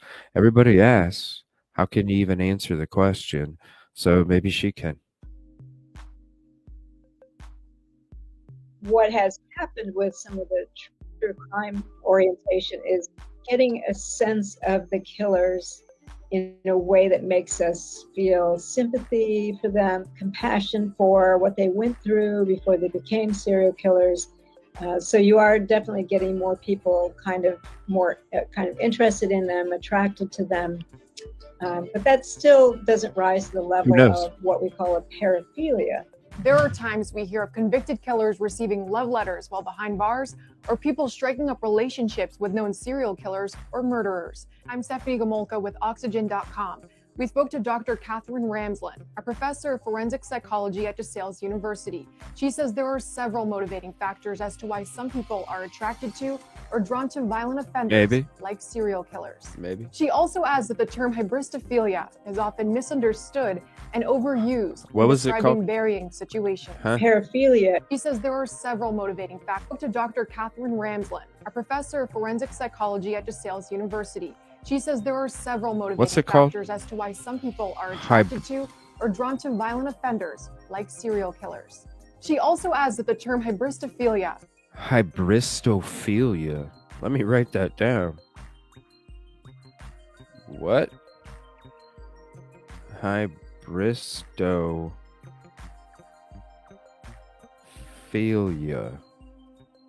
Never heard about it. Hard pass on. That's an awesome response. Hard pass.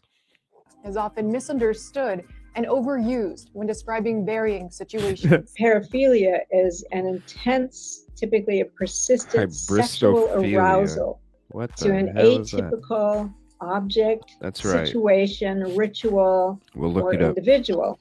And if somebody has hybristophilia, which is a paraphilia, that they're typically aroused to the idea of violence. Oh, okay. So if they, in fact, are attaching to a serial killer, for example, because they're aroused by violence, they're not necessarily going to be attracted to only one of them. They'll be aroused in general by violence.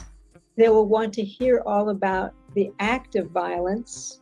They will like to imagine themselves participating in that violence because it's all part of their fantasy. Right. So we're not really, and I've heard people say that all these young women who are fantasizing about Ted Bundy have hybristophilia, but it's not that they're involved with that they love the violence. In fact, some of them are even denying that he was as violent as we say he was.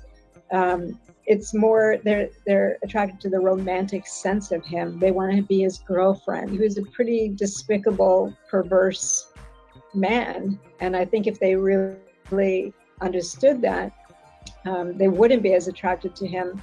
But if they were attracted to that type of violence, and that they could only be aroused by hearing accounts of it or imagining themselves participating in it, then they would have hybristophilia. But that's not really what you're seeing among these women and men. Some men have also been involved with inmates who've committed violent acts. It's more the romantic idea. And we have a lot of different motivating factors for people who get involved with violent inmates. Some of them see the little boy. I would have loved to take and they a want course. to save that person. Seriously, Some like of right them now. Get involved because they want to share the notoriety. They want to be Pen and famous paper. too, so they want to be the Let's do it. one who represents the serial killer. That they're the go-to person. I need to go to school. You're gonna, if you want to talk to him or her, you have to go through the gatekeeper, and they want to be that person. Some of them were abused, and they kind of see this person as home. They're used to abuse and they're used to violence, and so there's a familiarity about it.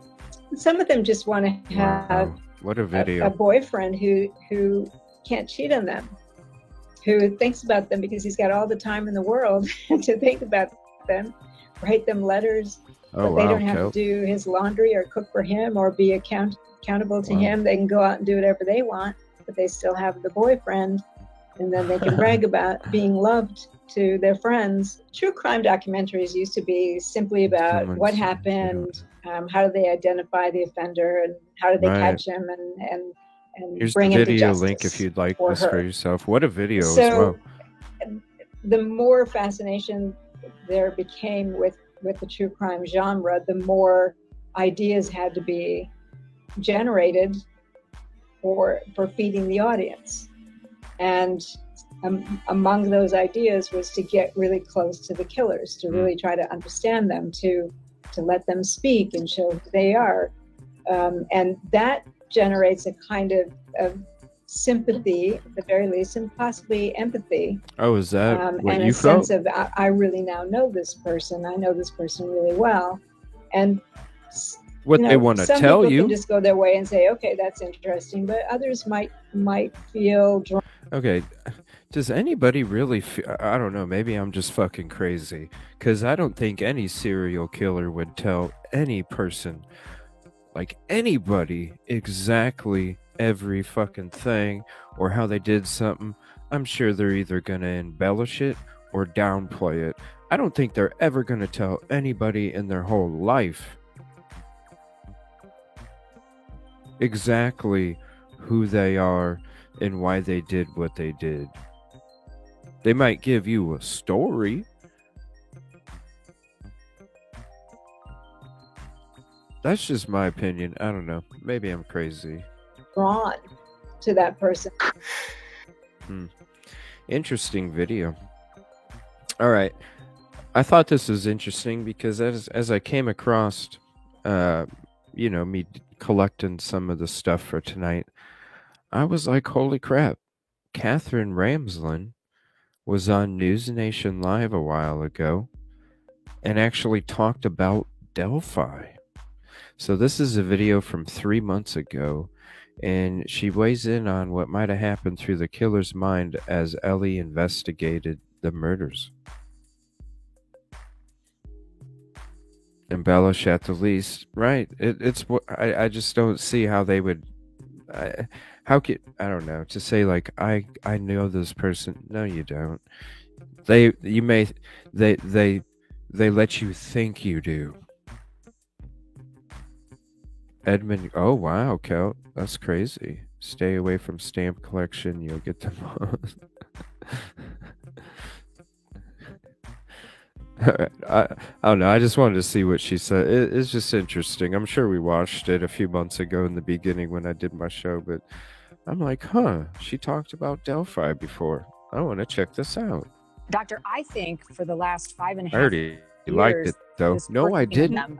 I was a rookie back then. Had to have been looking over his back constantly. Yet we hear that he worked in a CVS convenience store, and there was a photo of the suspect, the sketch, behind him at one point in a photograph that was taken of him. I don't know how somebody like that lives under the radar. Help explain to me the mindset of a killer living in a community where they have carried out allegedly this heinous act. Well, if it is the person, the suspect that they have under arrest right now, he was married, so he would have had to have secrets, his secret fantasy life. He kind of looks pretty ordinary. So even if he right now looks, we can look at those drawings and think, oh, he does have some resemblance to them. A lot of people did. I don't think that they're that out of the ordinary. There's nothing that really stands out about them. So I don't see him as being particularly concerned if no one came for him the first few weeks. I think that he would have believed he got away with. He might be narcissistic. He might have that feeling of immunity that I'm too smart for this. Or he might be just not smart enough to realize that he was at risk. I mean, they did talk about the person probably living in the community as he did. I think until we know more about him, it's hard to say, but clearly he had a secret life. He knew the area. He was comfortable with handling bodies, whether that means he's done this before in some capacity or he fantasized in such detail that he certainly believed no one was going to find him while he was in the act. And that means that he really scoped out the area. Come on, he initially went and told them, I was there. I saw these people. And then they never talked to him again. Of course he's going to think he got away with it because he put himself at the scene of the crime and they never talked to him again because they lost the fucking paperwork. Yeah, to find a place that he thought would be protected. He thought he got away with it. Well, and living right under investigators' noses, you wonder how long those in charge of solving this case knew of him, were watching him, and were very careful about his ongoings in the community. Thank you for watching. Go to NewsNation. And thank you for letting me know that the video is over because it always helps me when I'm doing this on YouTube. Okay, now the next... Sorry, Cross Attack. You guys are funny tonight. All right, this is another channel I have not checked out before. This is Legal Minded Friends, Karen Cole. And it says Professor Dr. Ramsland's comment on BK accused Idaho 4 murders. His professor speaks out. Now, in the beginning of the show, when we checked out her Twitter, okay, we did come across this post, and I showed you guys, and I was like, look at this stuff. This is very interesting. It was a link to the Idaho 4 murders on her Twitter. This video, I think, goes into it. I have not checked out this video. It's a night where we're checking out a whole bunch of new stuff. So we're going to be checking this one out together. And I believe that's what it talks about. It shows it in the thumbnail. So this is Legal Minded Friends, Karen Cole. I'm going to go ahead and subscribe. I'll put the link to the channel in the chat.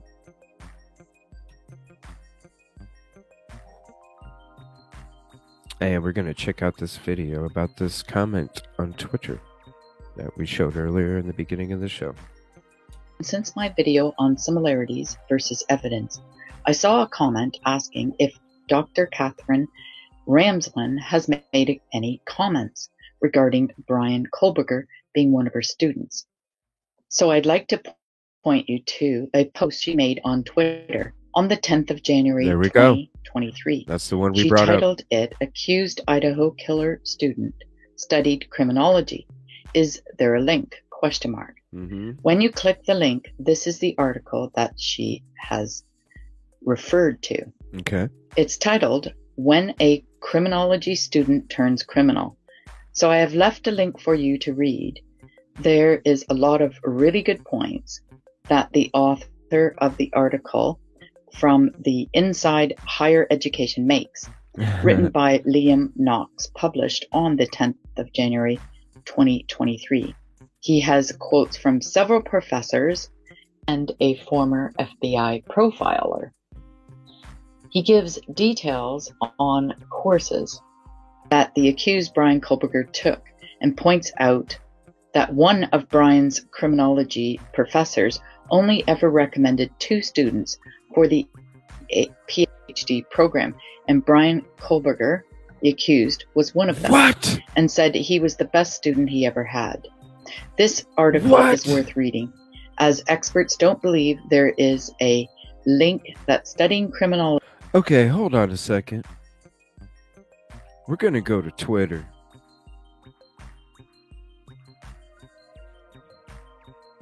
You gotta be shitting me.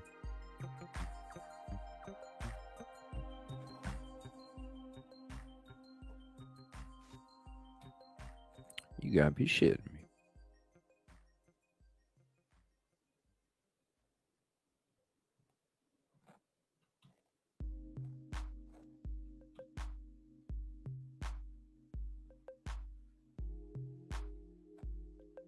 How do we get rid of that fucking thing?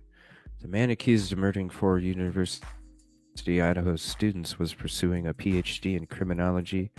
Academics in his field say it's a mistake to connect his scholarship to the brutal crime. By Liam Knox, January 10th, 2023. That was yesterday.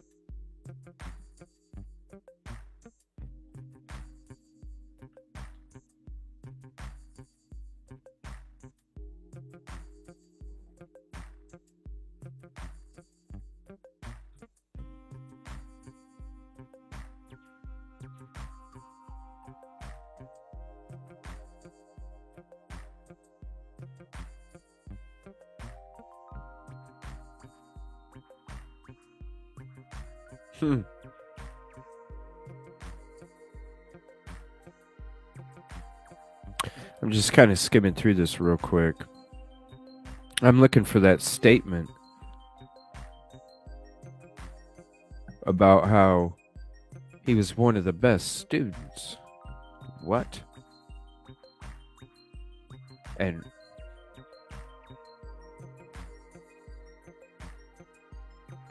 wow, right here. A brilliant student of the criminal mind, Michelle Bolger, one of Kohberger's criminology professors at DeSale, told the UK newspaper The Daily Mail that Kohberger had been a brilliant student. In my 10 years of teaching, I've only recommended 2 students to a PhD program, and he was one of them, Bulger told the Mail. He was one of my best students, ever. When reached for comment by Inside Higher Ed, Bulger forwarded the request to Carolyn Stiegelman, DeSales Associate Vice President for Marketing and Communications, who wrote, "At this time, faculty are not available for interviews about this matter." While at DeSales, Kohberger also studied under Katherine Ramsland, an expert on serial killers who helped Dennis Rader, also known as the BTK killer, who strangled 10 people to death in Kansas in the mid-1970s, write his autobiography. Ramsland told Inside Higher Ed via email that she was making no media statements at this time. Yeah, because she's going to be a witness.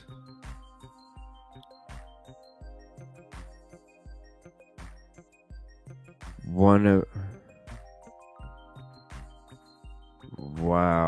it's right here. In my 10 years, I've only recommended 2 students to a PhD program, and he was one of them. He was one of my best students ever. And that's Michelle Bulger, criminology professor at DeSales. Wow. Here, I'll put the link to this article in the chat so you can have it as well. Wow.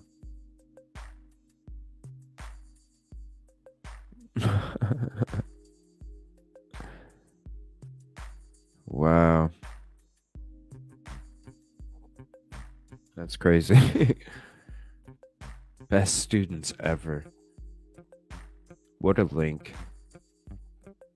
Yeah, I'm definitely going to... It's a long link. It's got a lot of information. I'm definitely going to have to check out the whole thing another time. Let's get back to this video. Legal Minded. Wow. Will mean you will learn to commit the perfect murder. And let me read you one of the quotes. Studying criminology is not going to make you a criminal. It's not going to make you a better criminal, says James Alan Fox, a longtime professor of criminology at Northeastern University and former dean of its College of Criminal Justice. Quote, "What we teach is how come, ? Not how." So that is the answer to, has Dr. Ramsland made a comment? I assume she has pointed everyone to this article as it represents crazy her views as well. Wow. If you're interested in causal links, I did a video that talks about causational links as predictors. Does cannabis use lead to IPV, interpersonal violence, which you can see on the screen. You can find that video on my playlist, Depp versus Heard, case compared to UK law. At the time of recording this video, the accused Bryan Kohberger's defense has asked for a preliminary hearing for June in order to obtain discovery.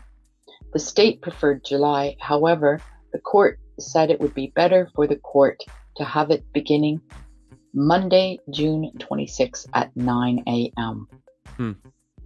I hope you found today's video interesting, and information is power. Why not subscribe and watch more of our videos? If you need legal help, contact legal-minded friends. Great video. All right. Since the next channel I'm going to be checking out, it's Context MT. Gonna go ahead and subscribe. Here's a link to the channel. Thank you everybody for hanging out. This is some crazy stuff here. Yes, yet an unintentional byproduct of researching the why is to learn what worked and did not work. So take that, lady.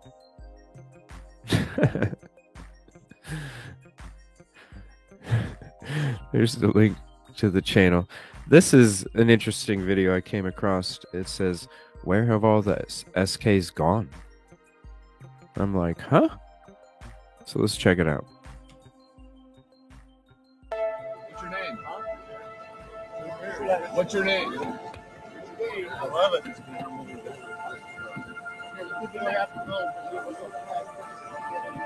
Creepy.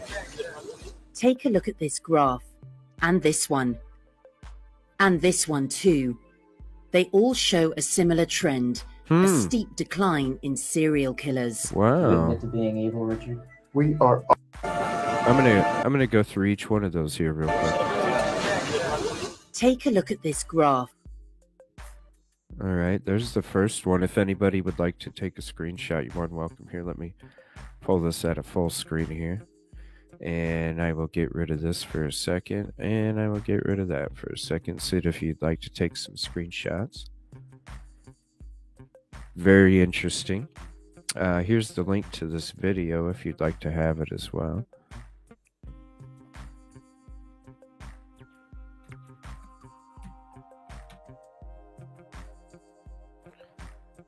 Huh. And this one. And this. Whoa, hold on. Okay, there's that one. Number of known resolved, unresolved.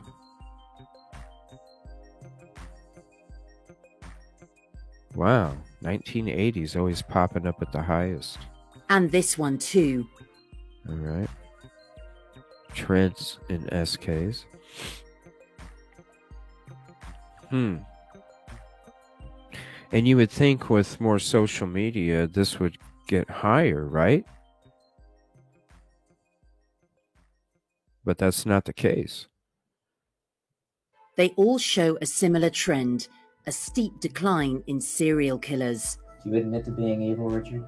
We are all evil in some form or another. Are we not? I'm asking you the question. Huh. Yes, I am evil.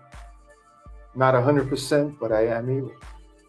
The question is, if the data is right, where have the serial killers gone? And more importantly, what, if anything, has replaced them? Those eyes, you know?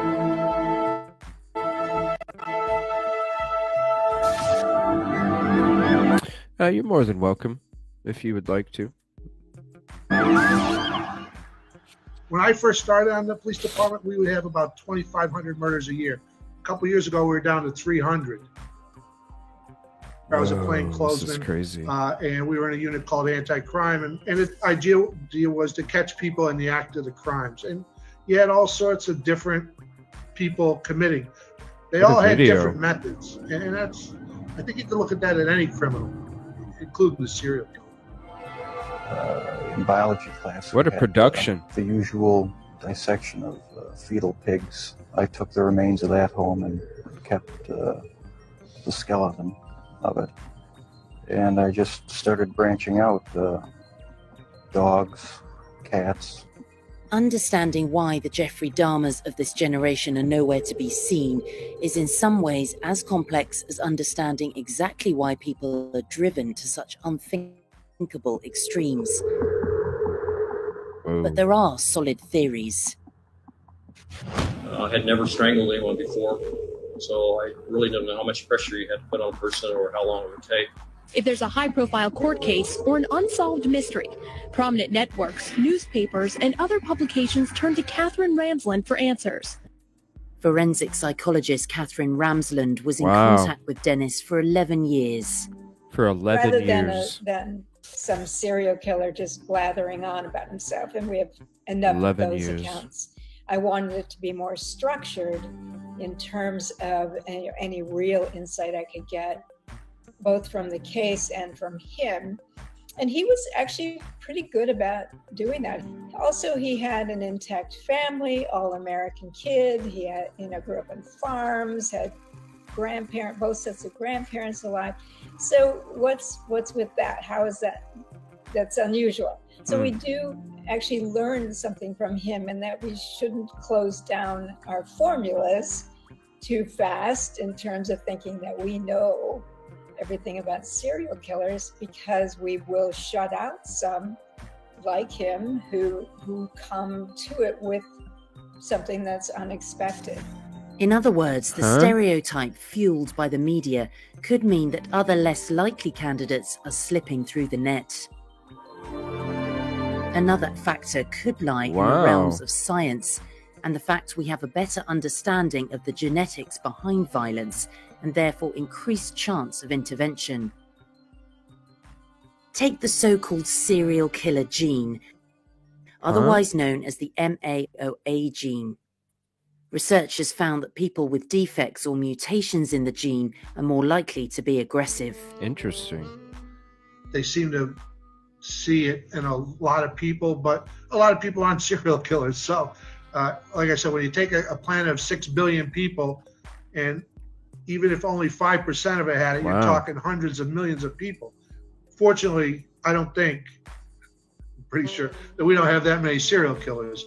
They may not have progressed to that level, but they could be low-level shoplifters. Something that gives them the same kicks, but without going to that extreme. Yeah. Whilst a link has been drawn by experts, it wouldn't be enough to create the kind of reduction we can see here. But what about the spike? Could that have the answers? I was essentially a normal person. I had good friends. I led a normal life, except for this one small but very potent and very destructive segment of it that I kept very secret, very close to myself, and didn't let anybody know about it. Historian Peter Vronsky came up with a remarkable theory as to why the spike happened. He worked out that the average age of a serial killer at their first kill was 28. He tracked back and discovered that the majority were either children during World War II or just after, and that the surge was somehow a trauma of war, which could explain the subsequent decline. Here are men who tremble, men who cannot sleep, men with pains that are nonetheless real because they are of mental origin, men who cannot remember, paralyzed men whose paralysis is dictated by the mind. When you look across the eras, you begin to see the manifestations of serial murder take on some of the social and cultural aspects, but it's still difficult to compare across historical eras. Putting these ideas aside, even the most plausible theories explaining the decline in serial killings, like our better understanding of mental health, aren't without challenges. The different times that I have caused people's deaths or caused them discomfort through the influence. I believe it was the influence of that voice or whatever it was. It wasn't a voice in the head, it was a voice in the ear. And when I would do it afterwards, I would hear like a laughter in myself. Every year, we get called to emotionally disturbed persons, EDP. And we go there and somebody in the family's called on this person. A lot of them have been brought to hospitals by the police several times. And they just get released because the system has nowhere to house them. They get just released and then they do the same thing. And eventually somebody gets hurt. A man is arrested in Florida who eventually confesses to 23 murders. Bundy did not. Nearly all the victims were young and pretty. But whilst mental health services are often underfunded, other areas of detection are much more advanced.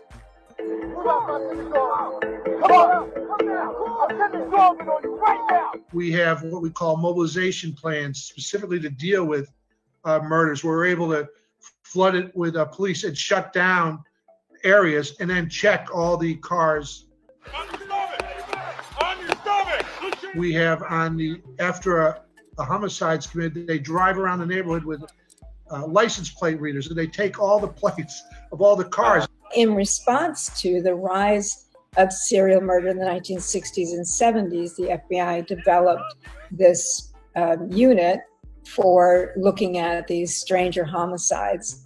And as a result, profiling came into prominence as a tool in the arsenal of forensic investigation, specifically for serial murder. She said she was beaten almost daily with flashlights, firewood, and his fist.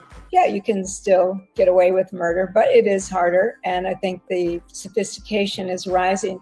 But access to these resources certainly isn't available everywhere. Besides the theories, there is a potential plot twist in all of this.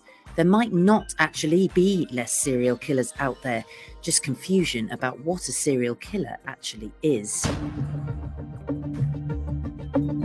One of the things that has really muddled serial murder is that for a couple of decades, we looked at at least three incidents with a psychological cooling off period to talk about what serial murder was. And then that changed in 2005 to 2 with no other psychological apparatus around it. So how do you compare our stats from the 1980s and 90s, in the 70s, to after 2005? You can't, because you just changed the definition. That shift in 2005 makes all the difference in what we're counting and how we're thinking about this phenomena. So it's become more difficult. I wish the FBI hadn't done that. I understand why they did do it, but I think they did a wrong move. I tell you, Dad, I'm really sorry that this has happened, and I love you a lot. I love you too. I'm sorry. Don't be sorry. We haven't always shown it a lot, but I do love him a great deal. I love you. And without the support of my folks, I don't think I would have come through this. We like the simple approach because it makes us feel safe. Like if we get the formula right, then we'll know, we'll have some kind of control over the data, which means it'll give us some kind of predictive control over these killers. And we just don't have it. I know we like to feel safe.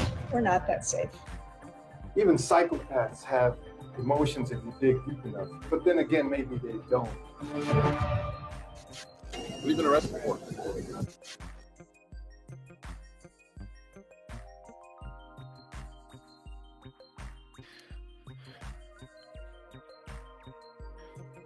Very interesting video. Never checked them out before. All right, so this is going to be the last video of this special. This is Law and Crime Network again. And this is going to be the full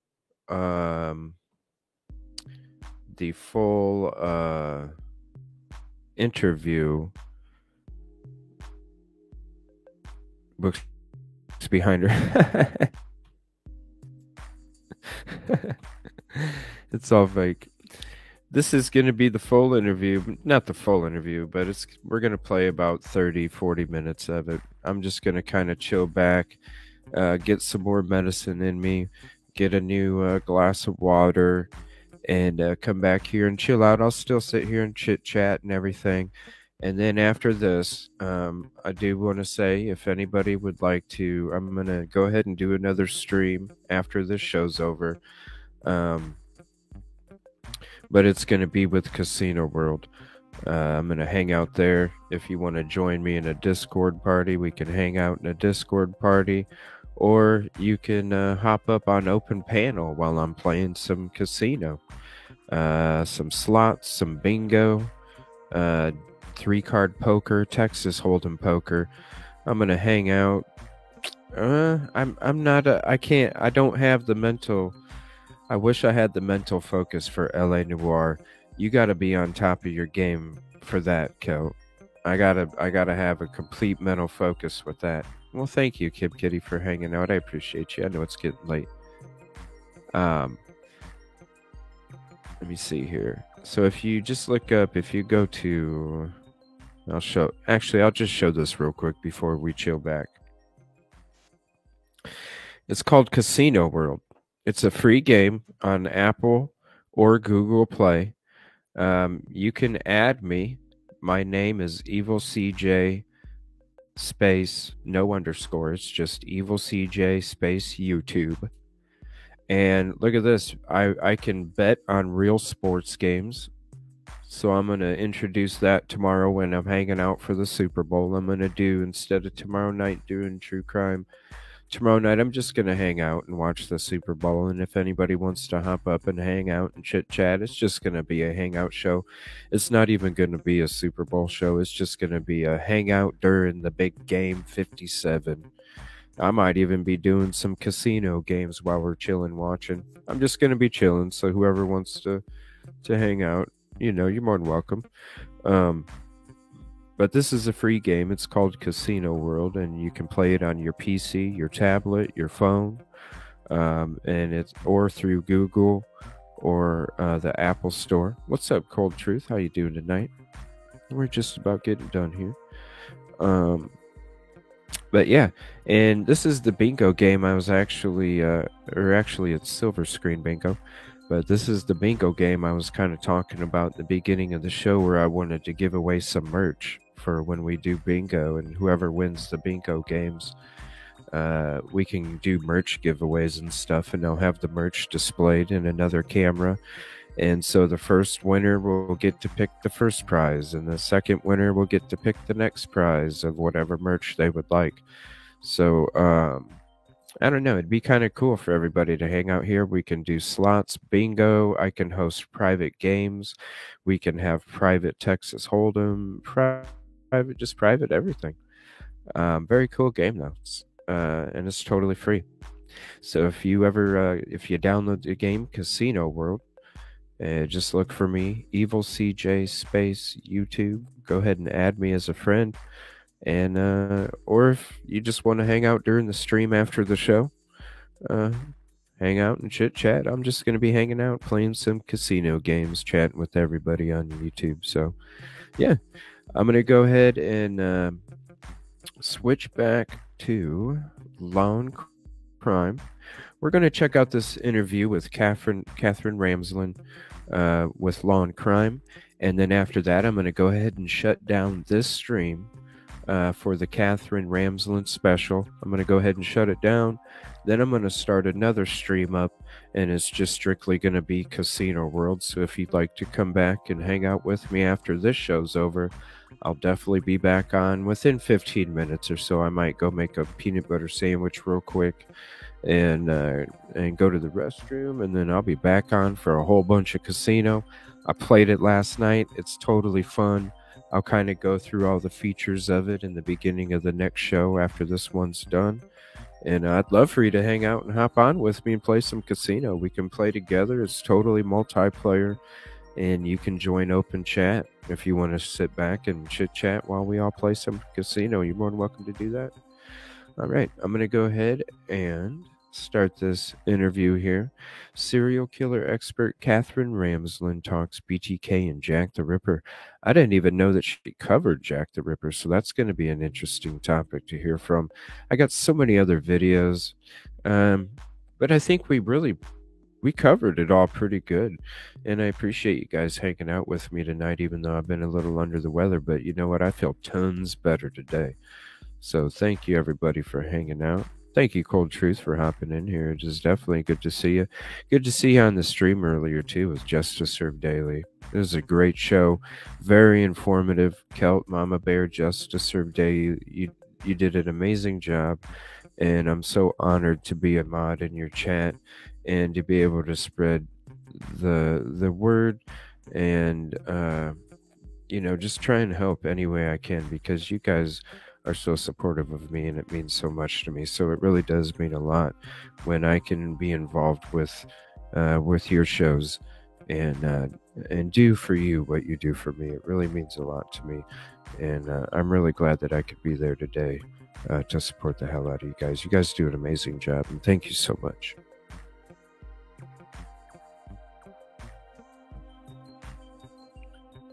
Casino after this. Bye-bye.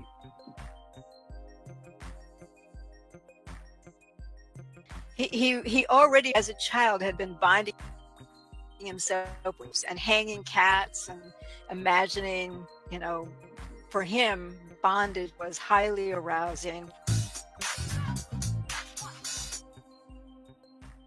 Sean. Yes, sir, Howard Doss. Man, I am excited about this guest. And why is that? Well, she's not like a normal guest. She's not a police officer. She's not a lawyer. She's not a criminal. She's more. She's definitely a criminologist and works in that world, but she is I guess you would call her the academic of the law. Well, yeah, looking at her bio, without a doubt, clearly the most educated person we have ever had on here by far. Yeah, more educated than you and me and Jason all put together. Combined. Yes. So she's worked on some pretty high-profile cases. She's been all over documentaries. She's written numerous books. She works in clinical psychology, criminal forensics. There is just a ton of stuff. A lot of words that if I keep saying them, I'm going to mispronounce. Basically everything like television networks like Discovery or the ID channel, what they make their shows pretty much about, what CrimeCon coming up in Las Vegas is about. Hey, we're going to be there. We are going to be there. Cocktails and Cocktails podcast will be at CrimeCon in Las Vegas. But anyways. So today we have Dr. Katherine Ramsland with us. Welcome, ma'am. How you doing? I'm doing fine. I'll be at CrimeCon too. Get out of here. Really? I'll come by and see you. Have you been there before? I have been there once before, right before it closed down for COVID. Pandemic. Yeah. What should we wear then? Is it formal? Do we have to wear Texas? Are you going to be on Podcast Row? It's informal. Okay, well, that's how we roll. We're pretty informal. So I'll wear my bike t-shirt. Yeah, actually, we're excited about it. We got the invite for it, and same type of deal a couple years ago. I'm involved with another project, and we thought we were going to be there for CrimeCon, and then the as you mentioned, everything shut down and never made it out there. So it's fantastic to be back part of it. It's first year, so looking forward to it. We'll definitely have to say hi to you. Yeah, I'll walk around and see you. Well, Katherine, you picked us a drink tonight, didn't you? I did pick a drink, Red Blend. Red Blend. Well, we picked up some Red Blend too. It's called Boom Boom. And we figured that you're probably going to blow it up with all these stories. That's why we got Boom Boom here. Well, I got the 19 crimes. I figured that was appropriate. Have you ever used the app to watch the bottles talk?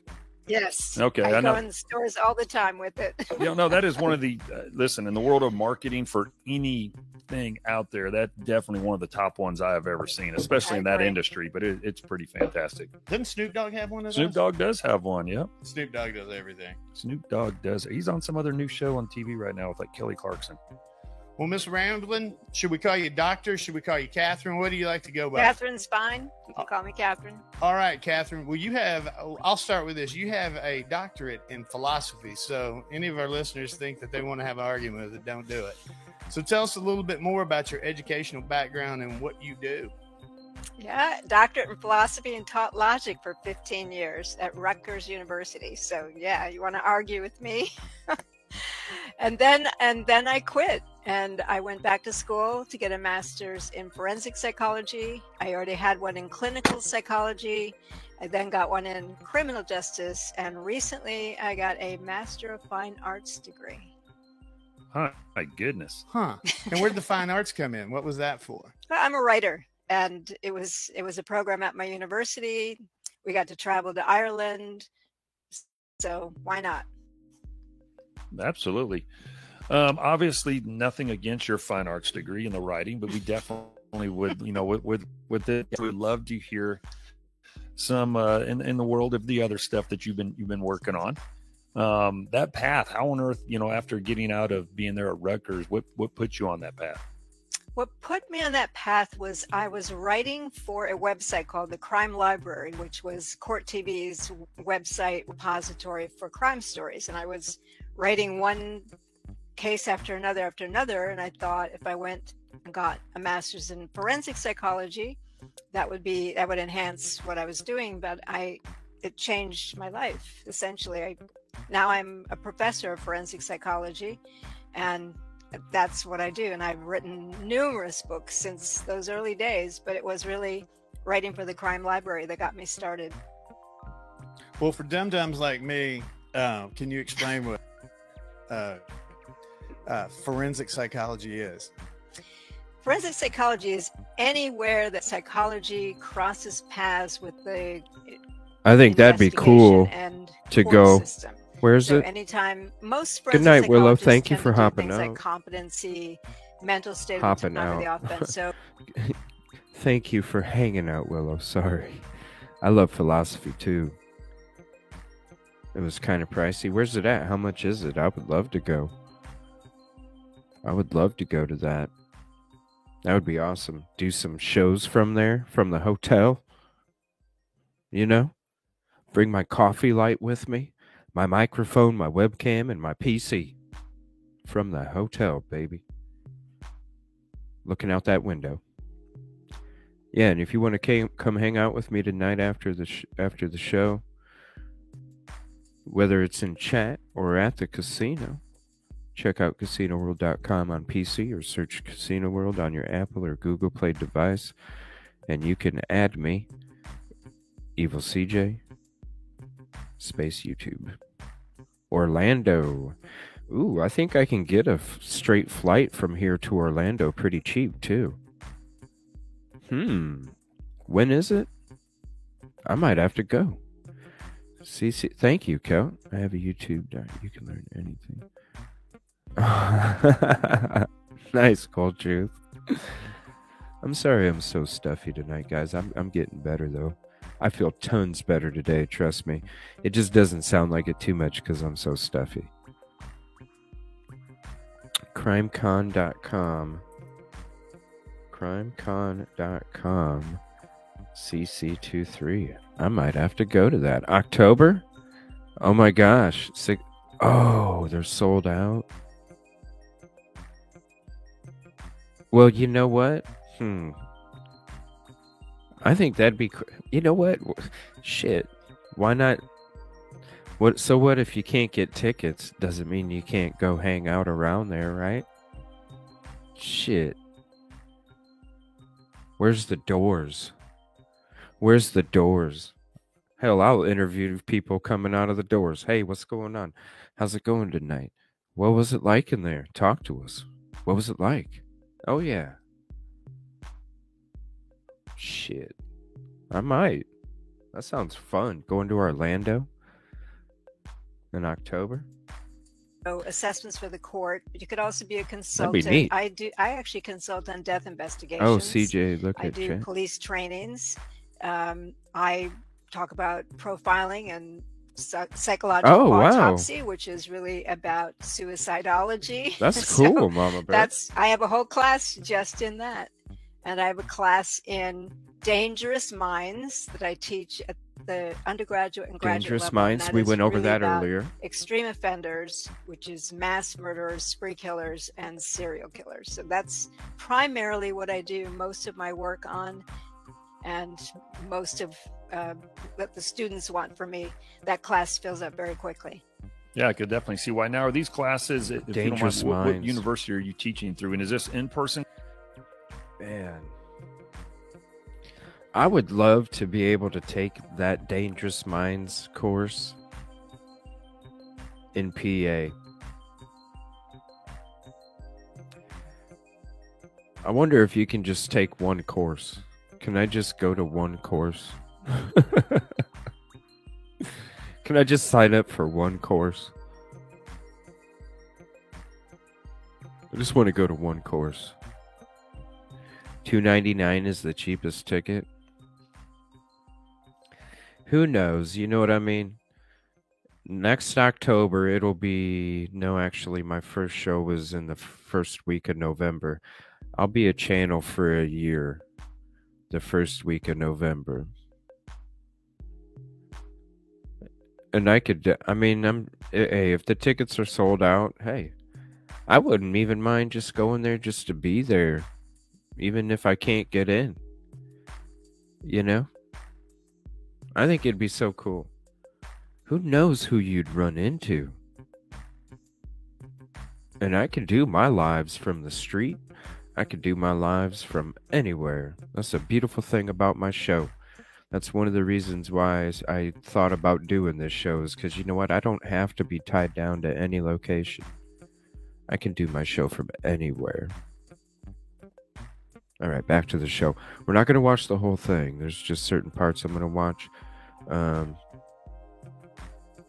And then, you know, we got Casino after that.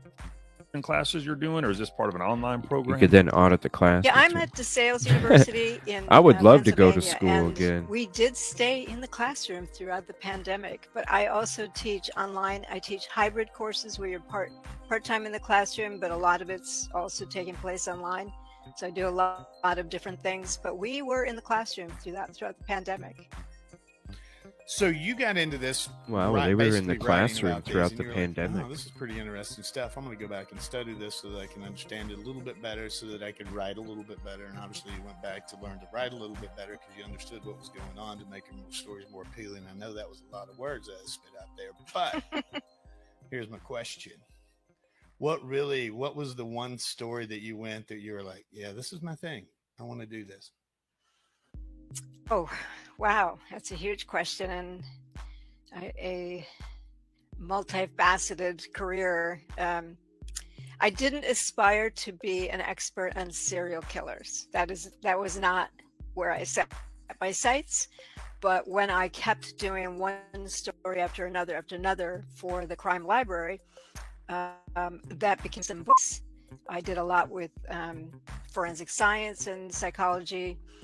And then suddenly I was being featured on a lot of documentaries and news shows. And so that became my thing it chose me more than I chose it, but I love it. I think it's really interesting, and I'm constantly finding new ideas, new motivations. We have formulas related to serial killers, but for example, I spent 5 years talking with Dennis Rader, the BTK serial killer, because he defies many of the formulas. So I thought that was interesting. I wanted to know more about that. And I think I'm always looking for the outliers rather than the ones that fit the mold. I want to see the ones that don't fit the mold, and how do they get to be the way they are. And in psychology, as opposed to criminology, we're looking more at the cases, the individual details of someone's life and the trajectory, basically. Whereas in criminology, you're looking more at groups and trends and statistics and things like that. I'm much more interested in just the case details. So that's why I like talking to people who are willing to explore how they got to be the way they are. And, I can spend many hours doing that. So I didn't choose it, but I'm really happy I'm in this field. So you said, you didn't, just as you mentioned there, you didn't choose it. It chose you. Kind of became, I don't want to say a fascination. It just obviously it's something you're very successful in. As we know, society as a whole, whether it's through media or whatever it is obviously fascinated by serial killers.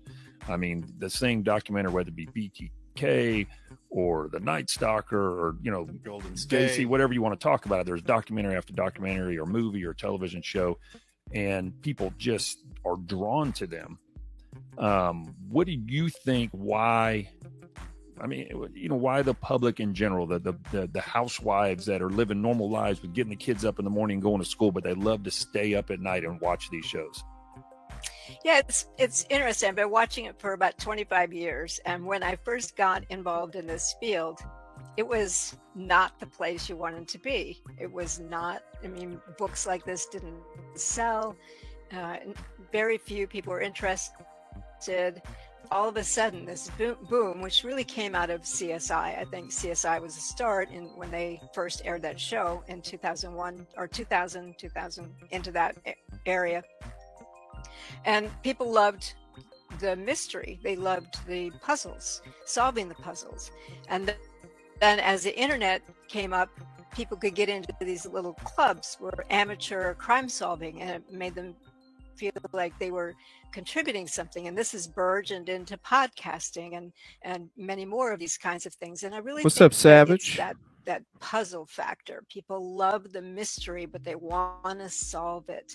And that's part of why the true crime fascination. The serial killers or spree or mass murderers is. And I do want to say, because I don't get it, I got to figure out a different way to get these notifications, because I use my phone for my chat feed while I'm doing the show. And I need to figure out another way to do that, or get another way to have notifications and donations. I want to say thank you to everybody for your donations last night. I am so close to that soundboard. Man, it's gonna bring such another extended element of the show that is just gonna be amazing, and I'm just so excited for that. So I just wanted to say thank you. I'm sorry I didn't say it when it was actually taking place. I didn't even see them until the stream was done. I got to figure out another way to have another chat feed up while I'm doing the show, and then that way I can have my phone. I can do, get real-time updates, so that way I can thank you in real time. I just wanted to say thank you. It's really about how do people get to the most extreme aspect of this? How do they become like this? What are they thinking? Why are they doing these? What do they think afterward? That too is a mystery and a puzzle that people want to solve. And in part, I think it's to stay safe, to feel safe. If they can figure it out, then that feels protective.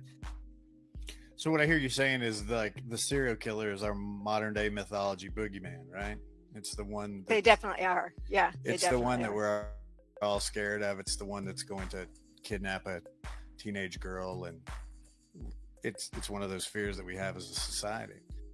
Yeah, but I'm beginning to see that it's becoming less potent. Yeah, it's getting fetishized. When you start seeing jokes and these shows about that's showing us that society's becoming so familiar with the formula that they now feel like, okay, let's move on to something else. And I think the boogeyman part of the serial killer really is fading. Well, we had another guest on a couple months ago, and we had some discussion about serial killers. And I asked, because I legit didn't know. I mean, I was a cop for 25 years, and I hadn't thought about this, but a lot of the serial killer cases, just like the ones we're talking about that are on TV, the shows, the podcast, or whatever it is, it seems like it's stuff from 90s, 80s, 70s, 60s. Or the world of quote unquote a serial killer, is it on the decline because technology is better in the way of forensics of catching people, so people are getting caught before they obtain that status as a quote unquote serial killer, with cameras everywhere, cell phone, whatever it may be. Being a specialist that's in this field, do you think as time continues on, are we going to have I guess, like I said, a decline in the number of people that are considered quote unquote serial killers? Well, first of all, the definition changed from at least 3 murders and 3 incidents to 2, which suddenly expanded the database massively. So comparing today to before 2005, when that definition changed in the FBI in the United States, is hard to do because it's almost apples to oranges in a way. But around the world, we still see a lot of serial killers too. There's one theory that I know of that claims the golden age, the 60s, 70s, 80s was the golden age of serial killers. And in part, that's because that was the big media. It was fascinating. There was Ted Bundy, John Wayne Gacy, the Zodiac, all these big time names that we're very familiar with. And the ones that we hear about now don't have that star quality. So they're still out there. They're still being covered by media, but not in the way that they were in the 70s and 80s. So in part, it's because we have a very different media approach to them. Yes, I think there's some decline. I'm not sure I would say it's a significant decline, but certainly forensics has a difference, especially in those predators who study how to get away with murder. They're having a harder time at it. But then look at Sam, who claimed 93 victims over several decades. And first of all, he was black. For there was this formula back in the 70s of there's so few black serial killers, and that's not true. It's just that there's so few mediagenic black serial killers. That's part of it. Is what is the media focusing on? But he would then be considered, if all of those cases were corroborated, which they are not, he would be, he'd have the record in the United States. And he just surfaced recently. The Golden State Killer, another one who got away with it for many years. So it's hard to make those comparisons. And like I said, I don't really like trend analysis as much as I like case analysis. So I personally don't pay much attention to the trends. I think if they are diminishing, it's a lot of factors, and I don't know that it's necessarily going to predict the future for us on that score. Well, earlier you said that you like to study what happened to these individuals that made them a serial killer. Is there any kind of is it they weren't hugged by their dad, or what's the underlying current there, There isn't a factor that is in common to them all. We could talk about head injuries, and I can name any number of killers who never had a head injury, or child abuse, or any of those things, neglect, deprivation. These are the common factors that we look at, but there are certainly serial killers who did not have those things happen to them. So I think that there's a lot of diversity in the serial killer population, and that to understand them, you take it case by case rather than as any kind of formula. What is the most fascinating case, the one that's held your interest the longest? What has that one been that you can speak of? I'd say Jack the Ripper. Yeah, because I don't agree that there were 5 victims. I don't even think the 5 that Jack or Jill, or if it's Jack is they, who knows? We don't know. I don't necessarily think the canonical 5, as they call it, I don't think they're necessarily all part of the mix. And I think that some of the primitive ideas about Jack the Ripper from 1888 have bled into much of what we think. But I've met a lot of ripperologists. I've been to Whitechapel several times. And there's so much debate. I read one book that was 333 suspects, 333. And I knew that they didn't have them all. As soon as I finished the book, I could think of a couple more that they didn't have in the book. And every one of them has a supporter saying, we know this is the person. And we don't know. We don't know that there is one person called Jack the Ripper. So it isn't that killer that fascinates me, but all the different aspects of that case that need to be looked at. So it's fascinating. It's a mystery. It's a puzzle. Unidentified, quote unquote, serial killer. Was it late 1800s, something like that, right? 1880s. London. 1888 or 1887 to 1891, or it depends on how many victims you want to put in there. When you're doing your forensic study on something like that and you're going through historical records, what historical records do you go through? Do you go through I assume the media of the time, but what else would you go through? Yeah, you definitely look at the media of the time. That's important, but you certainly try to get police records if you can. You'd be hindered somewhat if you can't speak the language of another country where there's a killer you're trying to search for. It's collectors, people who are ripperologists. I often go to them for this, or to Zodiac maniacs, as some people call them. There are people who spend their entire lives on a case, and so they are often quite good sources of information. But I haven't yet really found a case that I want to spend my entire life on, obviously. Can you get a degree in ripperology? You can't. Oh, I don't know. I'm not in England. Maybe you can. I don't know. I imagine if you could, you would have it. I don't think so. But I've spent a fair amount of time, and every time someone asks me, is there some person, dead or alive, that you'd want to have dinner with, I always say Jack the Ripper, because then I'd know who it is. Know who it is. And you could eliminate and I'd someone. Be rich. Yeah, you would be very rich, and you could eliminate off that 300 plus list. Clear a lot of people's names, right? 333. He didn't do it. Right. Hey, what was and just because we're talking, I try to just Google it right here, and I can't remember what state or what country it is. I thought it was El Salvador. There was some guy in the last couple of years that's claimed to be I mean, a serial killer of some astronomical number. You know what's like 350? Yes, something exactly. Like that. Yeah, Pedro. Yeah. What's his name?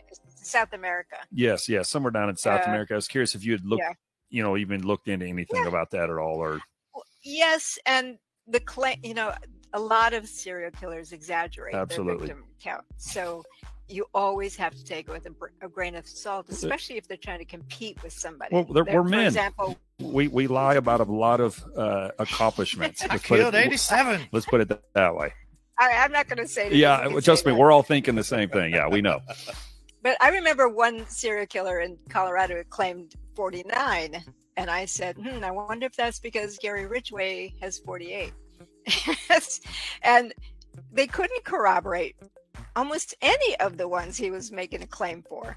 So you always have to wonder. But I do believe they did find in that case quite a lot of bodies. In that case, I don't know if it was as many as he was claiming, but there were a lot. Well, I assume in your career you've come face to face with a lot of these gentlemen, correct? Yeah, I would not like, you can't just go into prisons and come face to face with them. But yeah, I've talked to them on the phone, through correspondence, sometimes in prison. Have you ever gotten that just like, this is just pure evil? This guy is just, there's nothing. See, I have a human hard about time with the word evil. Okay, gotcha. All right. Because it's kind of a religious context. Okay. Do I think, have I come face to face with psychopaths? Absolutely. The coldness, the lack of remorse, definitely. So some people call that evil, but we are finding that it might very well be a brain disorder. Huh. Neuroscience is giving us a lot of information about the brains of psychopaths, and they do process things differently. They have very shallow emotional connections. Is it something they're born with? If so, that's a different story. I wonder if you can test that on 23andMe. Find that out. Yeah. Well, Scandinavian psychopath. So. There's a guy in New Mexico who's scanned the brains of thousands of inmates and also compared them to normal people, and finds, around the world they're doing this work now. The brains of what we call primary psychopaths, who seem to be born with this brain disconnect, are definitely different. And it allows them to be better predators if that's what they choose to be. Not all psychopaths are criminals, not all psychopaths are murderers, but if they choose that, it allows them to be very effective at it, because they really don't have any remorse over what they're doing. And they really can be very calculated. They tend to be very reward driven. So the brain is different. Well, and just kind of talk about one of the ones, as you said, kind of defies, the typical serial killer. Just as you're describing right there, was the BTK killer, and you did do. You said you had conversations with him and so forth. Is that correct? Yeah, I've known him for 11 years now. We spent 5 years working on his what I call a guided autobiography. That is, he wanted to tell his story. I wanted it to be useful for criminology, psychology, and law enforcement. So I guided him toward thinking about things that we would find useful. So yeah, 5 years though was quite I wouldn't have guessed it would take that long, but it did. And did he go into detail going through? I mean, obviously, I'm sure his upbringing, but did he cover how many murders was he convicted for? 10, 12, something like 10, that? 10? 10. Did he go through even talking about those, each of those murders, or why he did Everything. In detail. Yeah. And the one that he had anticipated committing just as he got arrested, he already had one in mind. It was going to be the worst of all of them. But yeah, in detail. Okay, so share that with us. What was his gateway? What was the final thing that made him go, okay, I'm gonna start killing people? Well, in part, and this actually goes back to that theory of the golden age of serial killers, the sexually compelled serial killers that we spend a lot of media energy on. A lot of them have talked about those true detective magazines in the 1950s and 60s of scantily clad, bound, terrified women that they fixated on. He's one of those. When he was 14, 14, he found a okay. magazine under the the driver's seat of his dad's car. Yeah, we watched this earlier. As he's developing into a sexual person, he's devouring these magazines. He already had been binding himself, and it was feeling good to him. So bondage, that image of a terrified woman, his desire to dominate women because women had humiliated him, and his desire to be famous. And he saw on these magazines stories about H.H. Holmes and Harvey Glattman and people like that. H.H. And then Holmes. he saw all the media attention to Ted Bundy and some of the 70s serial killers, and he wanted that too.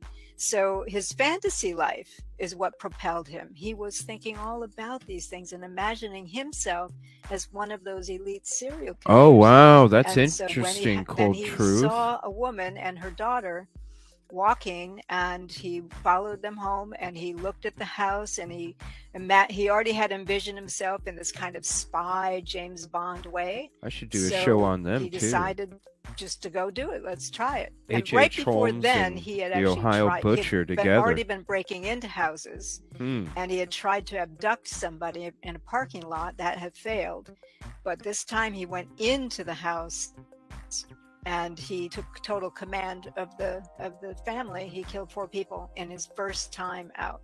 Yeah, that's right. Yeah, that's an interesting one too. Cold truth. Ohio Butcher. I should do that some night. Jack the Ripper, H.H. Holmes, the Ohio Butcher. An hour to each one, 3-hour show. I'm definitely going to have to do that in the future. It's just interesting doing these shows where I'm just focusing on mainly one. Always cool to veer off. What a great show earlier in the great channel, True Crime Maria. Awesome channel.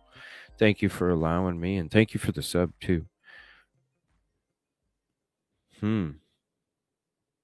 Yeah, we only made it about 2/3 of the way through. If you'd like to watch the rest of it, there's the link to the video. I'm going to go ahead and end the true crime for this evening. But in about 15 minutes, I'm going to go ahead and put a notification up after the show. Then I'm going to add some links in the description for this video. But I'll put a link up for the Casino World. I'll be starting that in about 15 minutes after this show's shut down. So you're more than welcome to come back and hang out in the YouTube chat. Or you can join me on the casino game and we can play some card games, whatever. I'm definitely going to be checking it out. I'll kind of give you the ropes, the intro to the game, what it all features. It's really fun and it's free. And anybody can play it. That's what's cool. And it's multiplayer, even better. So I want to thank you all for hanging out for tonight's show. Thank you for your information, your stew. And I'll see you here in a little bit. I'll be back here shortly. I'll be hanging out for the Super Bowl tomorrow night, just doing a hangout show, playing casino games, watching the game, just hanging out and chat. If you'd like to join me tomorrow night, I won't be doing true crime tomorrow night. I might be doing a true crime show tomorrow early, late afternoon instead, since I might swap it around, but I don't know. We'll see how I feel in the morning. I'll definitely put out an early notification for that if I am. But I will see you soon in casino. If I see you soon, have a peaceful and positive evening, and thank you so much for all your support. It means everything to me. Have a good night, everybody.